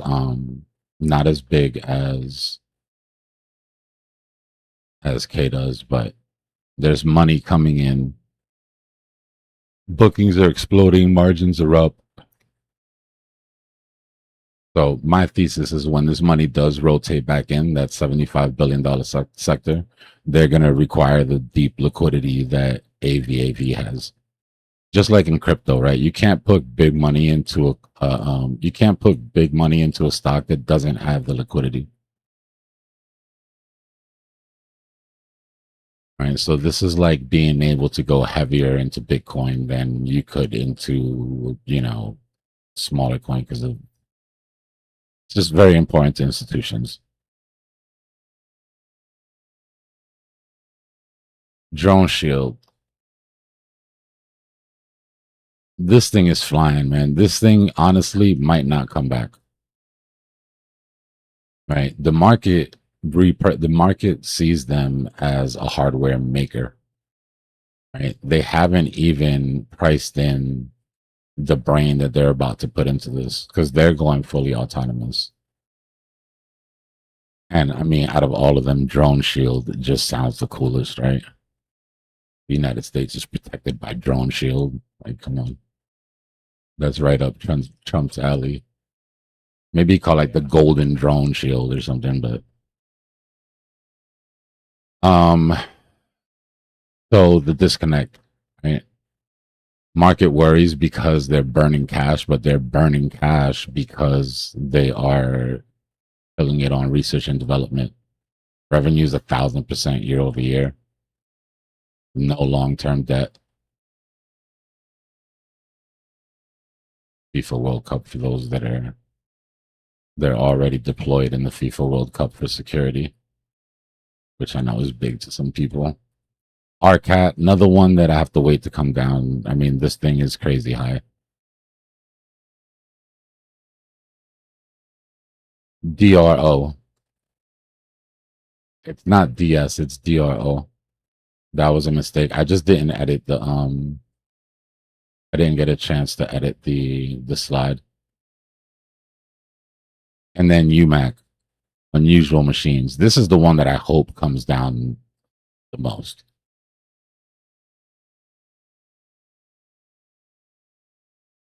So the disconnect is high volatility, right? The stock's been going crazy.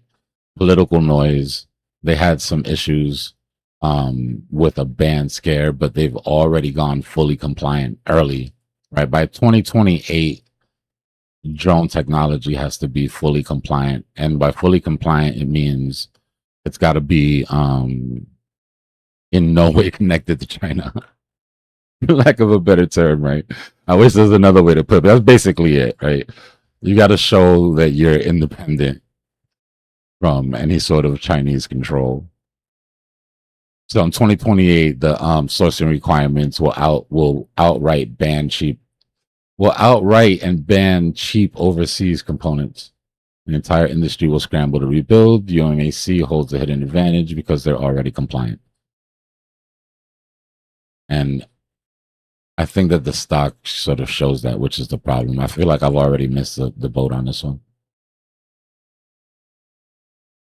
So the value disconnect, right? This is why the narrative isn't large yet, because the majority of the market is looking at these as hardware companies, and they're all pivoting into AI. They are hardware companies, but they're now putting AI into their hardware, which needs to be priced in, and in my opinion, isn't. Right? These companies are now operating as autonomous AI-driven defense networks. Software becomes a dominant product. These assets will transition from hardware multiples to exponential software valuations.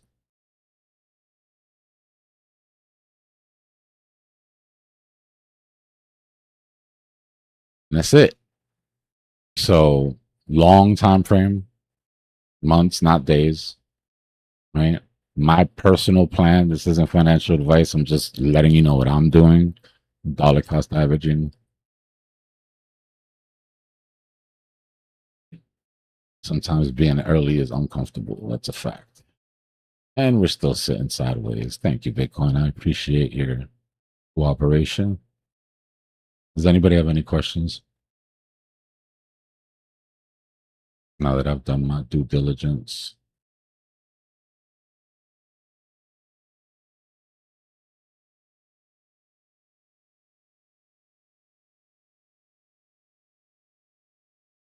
Yeah, it's DRL.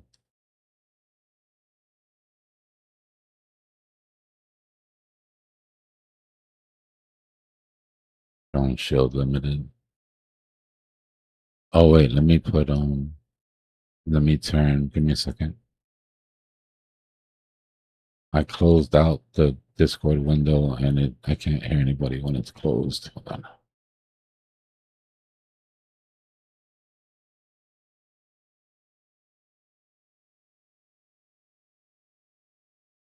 They're doing too much shit at once.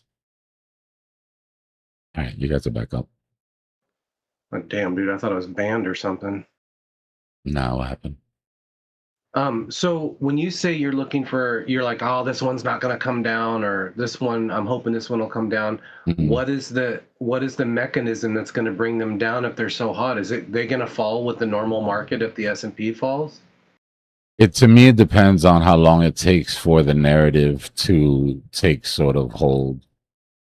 Right? Like when you look at UMAC, I think that this has already been, their compliance, they're being early. I think I missed this one.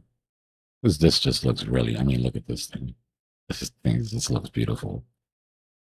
So that's why it's like, I'm not really holding my breath for it to come down. The only thing it really has going for it, and most of them, is that they are in bearish channels and they're considered defense related hardware companies,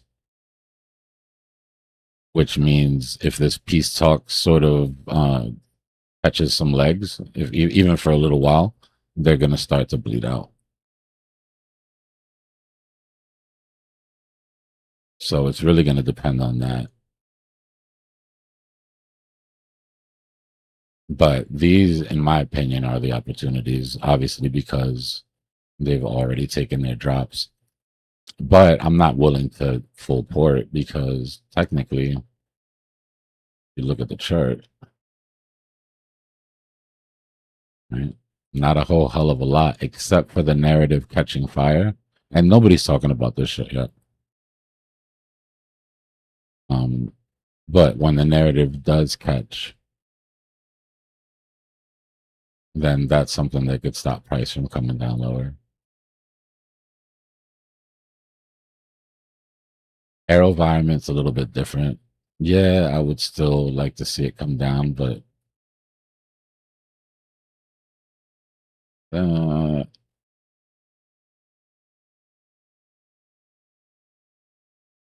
That's what I could see.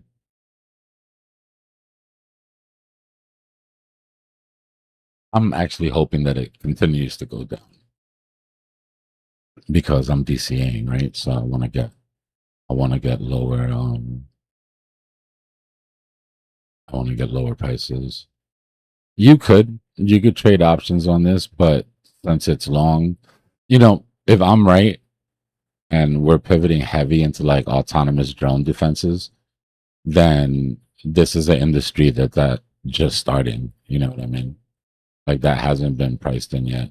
And that might take years and years and a couple of different administrations. And so, could there be midterm money in it? Yeah. Right. If the narrative catches fire, when it catches fire, you'll have the speculative run on it. But I'm more interested on getting in on the cheap, right? On some of these companies that have dropped for no sort of reason of their own, right? They all pass the checklist. There's a couple that don't, right? There's a couple of drone companies I was looking at that had the same drops, but their business model is shit. They're not compliant. They're probably not going to see any of that Pentagon money at all. So it's not really worth, But everybody should go do your own research. If the narrative makes sense to you, then just go do your research and see what you can find that you feel is undervalued. Just make sure that it matches that checklist, like I said, right? Nothing wrong with the team. No technical reason for the drop. Right? No overvaluation or missing of earnings. Right? Team's still solid. Earnings are coming in. Orders are stacked up. And the price drops 60%.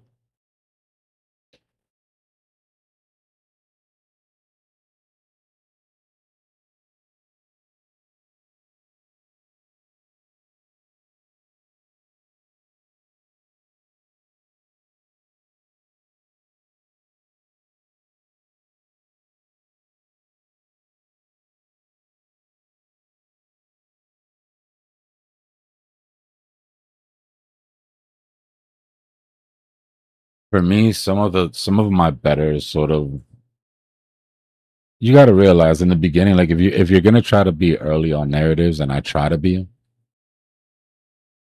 at the very beginning, all you have is something that makes sense, and then it just,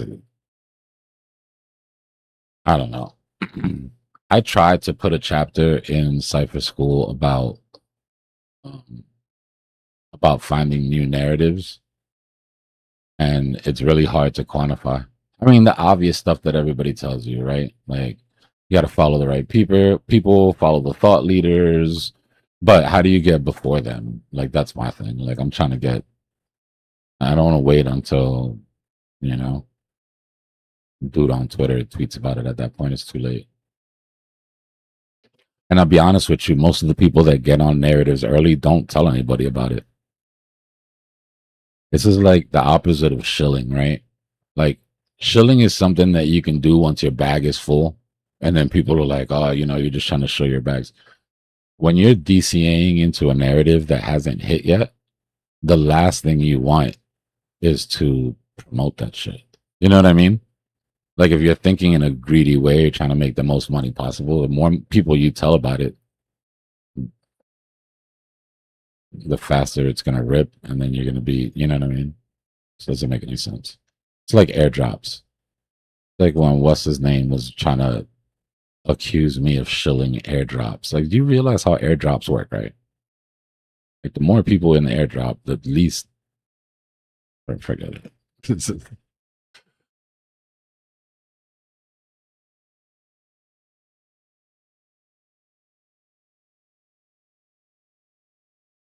Telling y'all, I was doing that little funky ass bull channel reversal. We've all but invalidated this bear flag, by the way. There's still a deeper target that doesn't need it. But when I was saying earlier that I hate this pattern,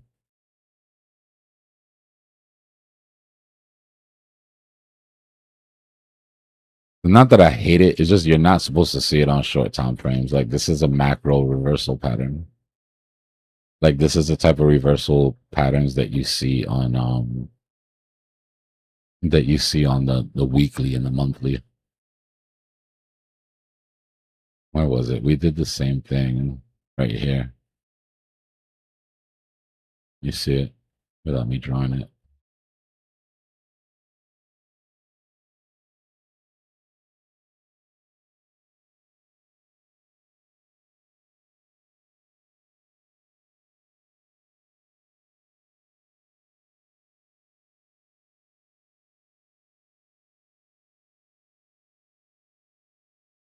There's a couple of measured moves that you could take here. You could take the width of the channel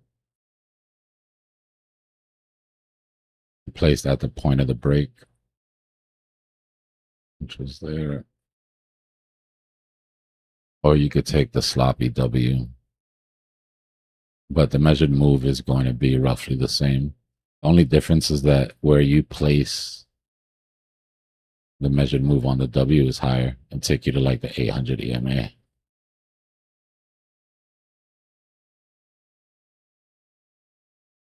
You see it without me drawing it? The invalidation is right here.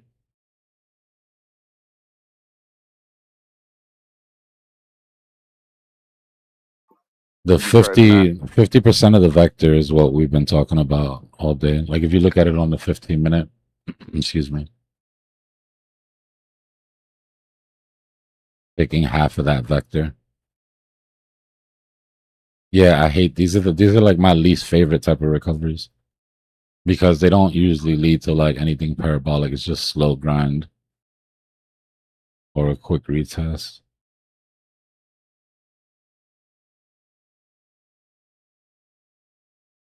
But like I said, so you can see what I mean.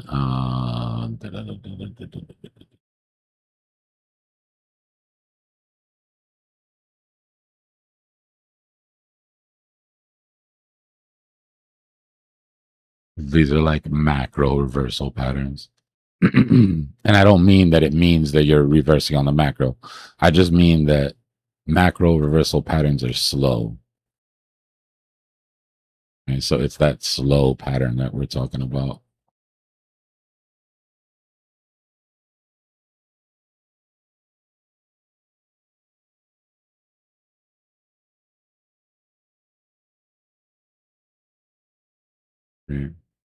Bull channel into macro reversal.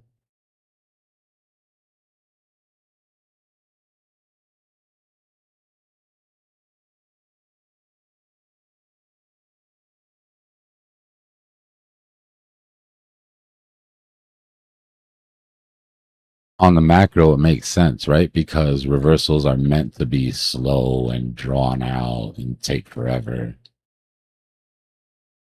But having to deal with it on the 5-minute chart is annoying. Which is why we've been sitting here since 3 o'clock.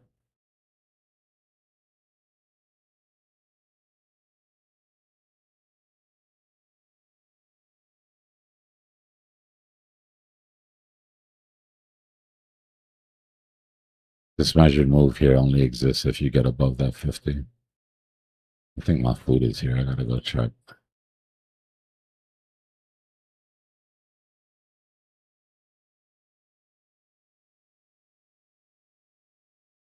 If price goes, by the time it gets there, that 200 would also be right around where that 50% retracement is.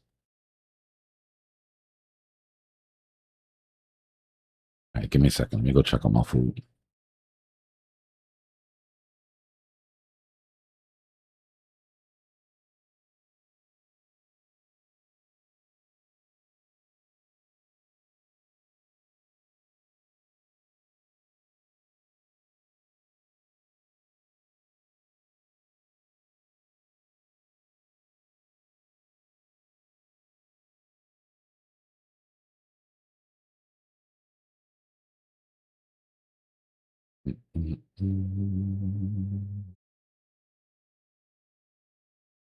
Just clearing up the chart a little bit. All the measured moves are still there. All right, I'll be right back.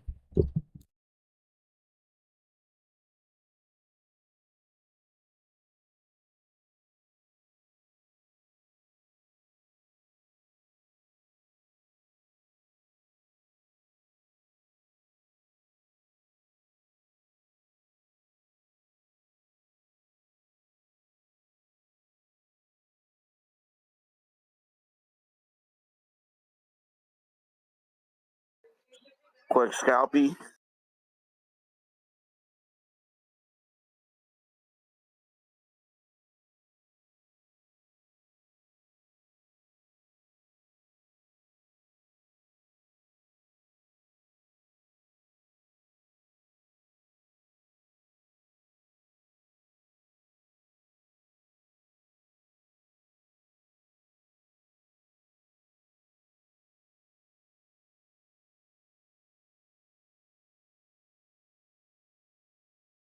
So technically, it's still a type 1 trade.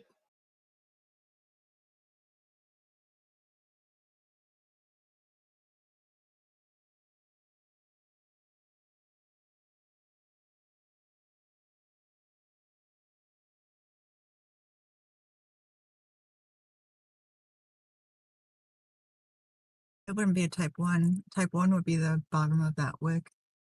The stopping volume candle. Well, somewhere in the wick. Yeah, that's what I was thinking. Yeah, and I don't even know at this point. Would be a type 4. I don't know because it's not a W. It kind of is a W. Well, that pink wick would be the lowest point.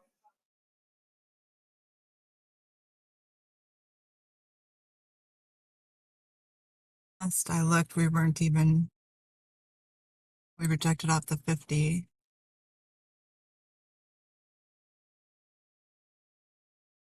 On the 5. Yeah, see if We're it's just gonna get. kind of hovering below it.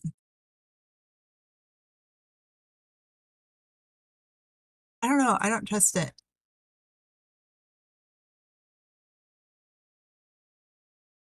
That's famous last words. We go see what some. Let me see what some stocks are doing. Looks like it might be going for it.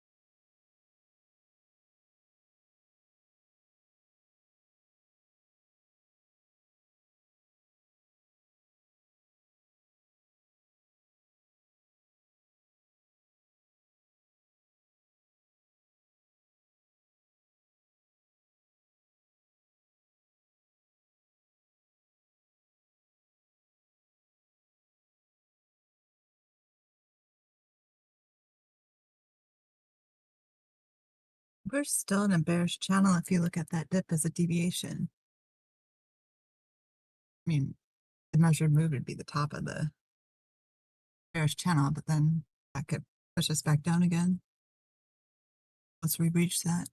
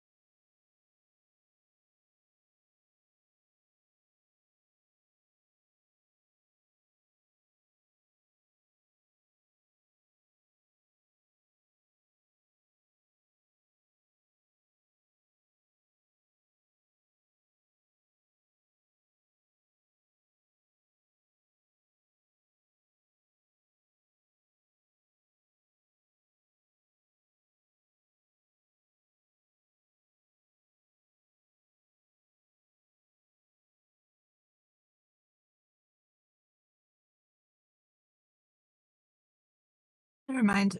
I was on the ETH chart, which ETH has a really nice bearish channel deviation.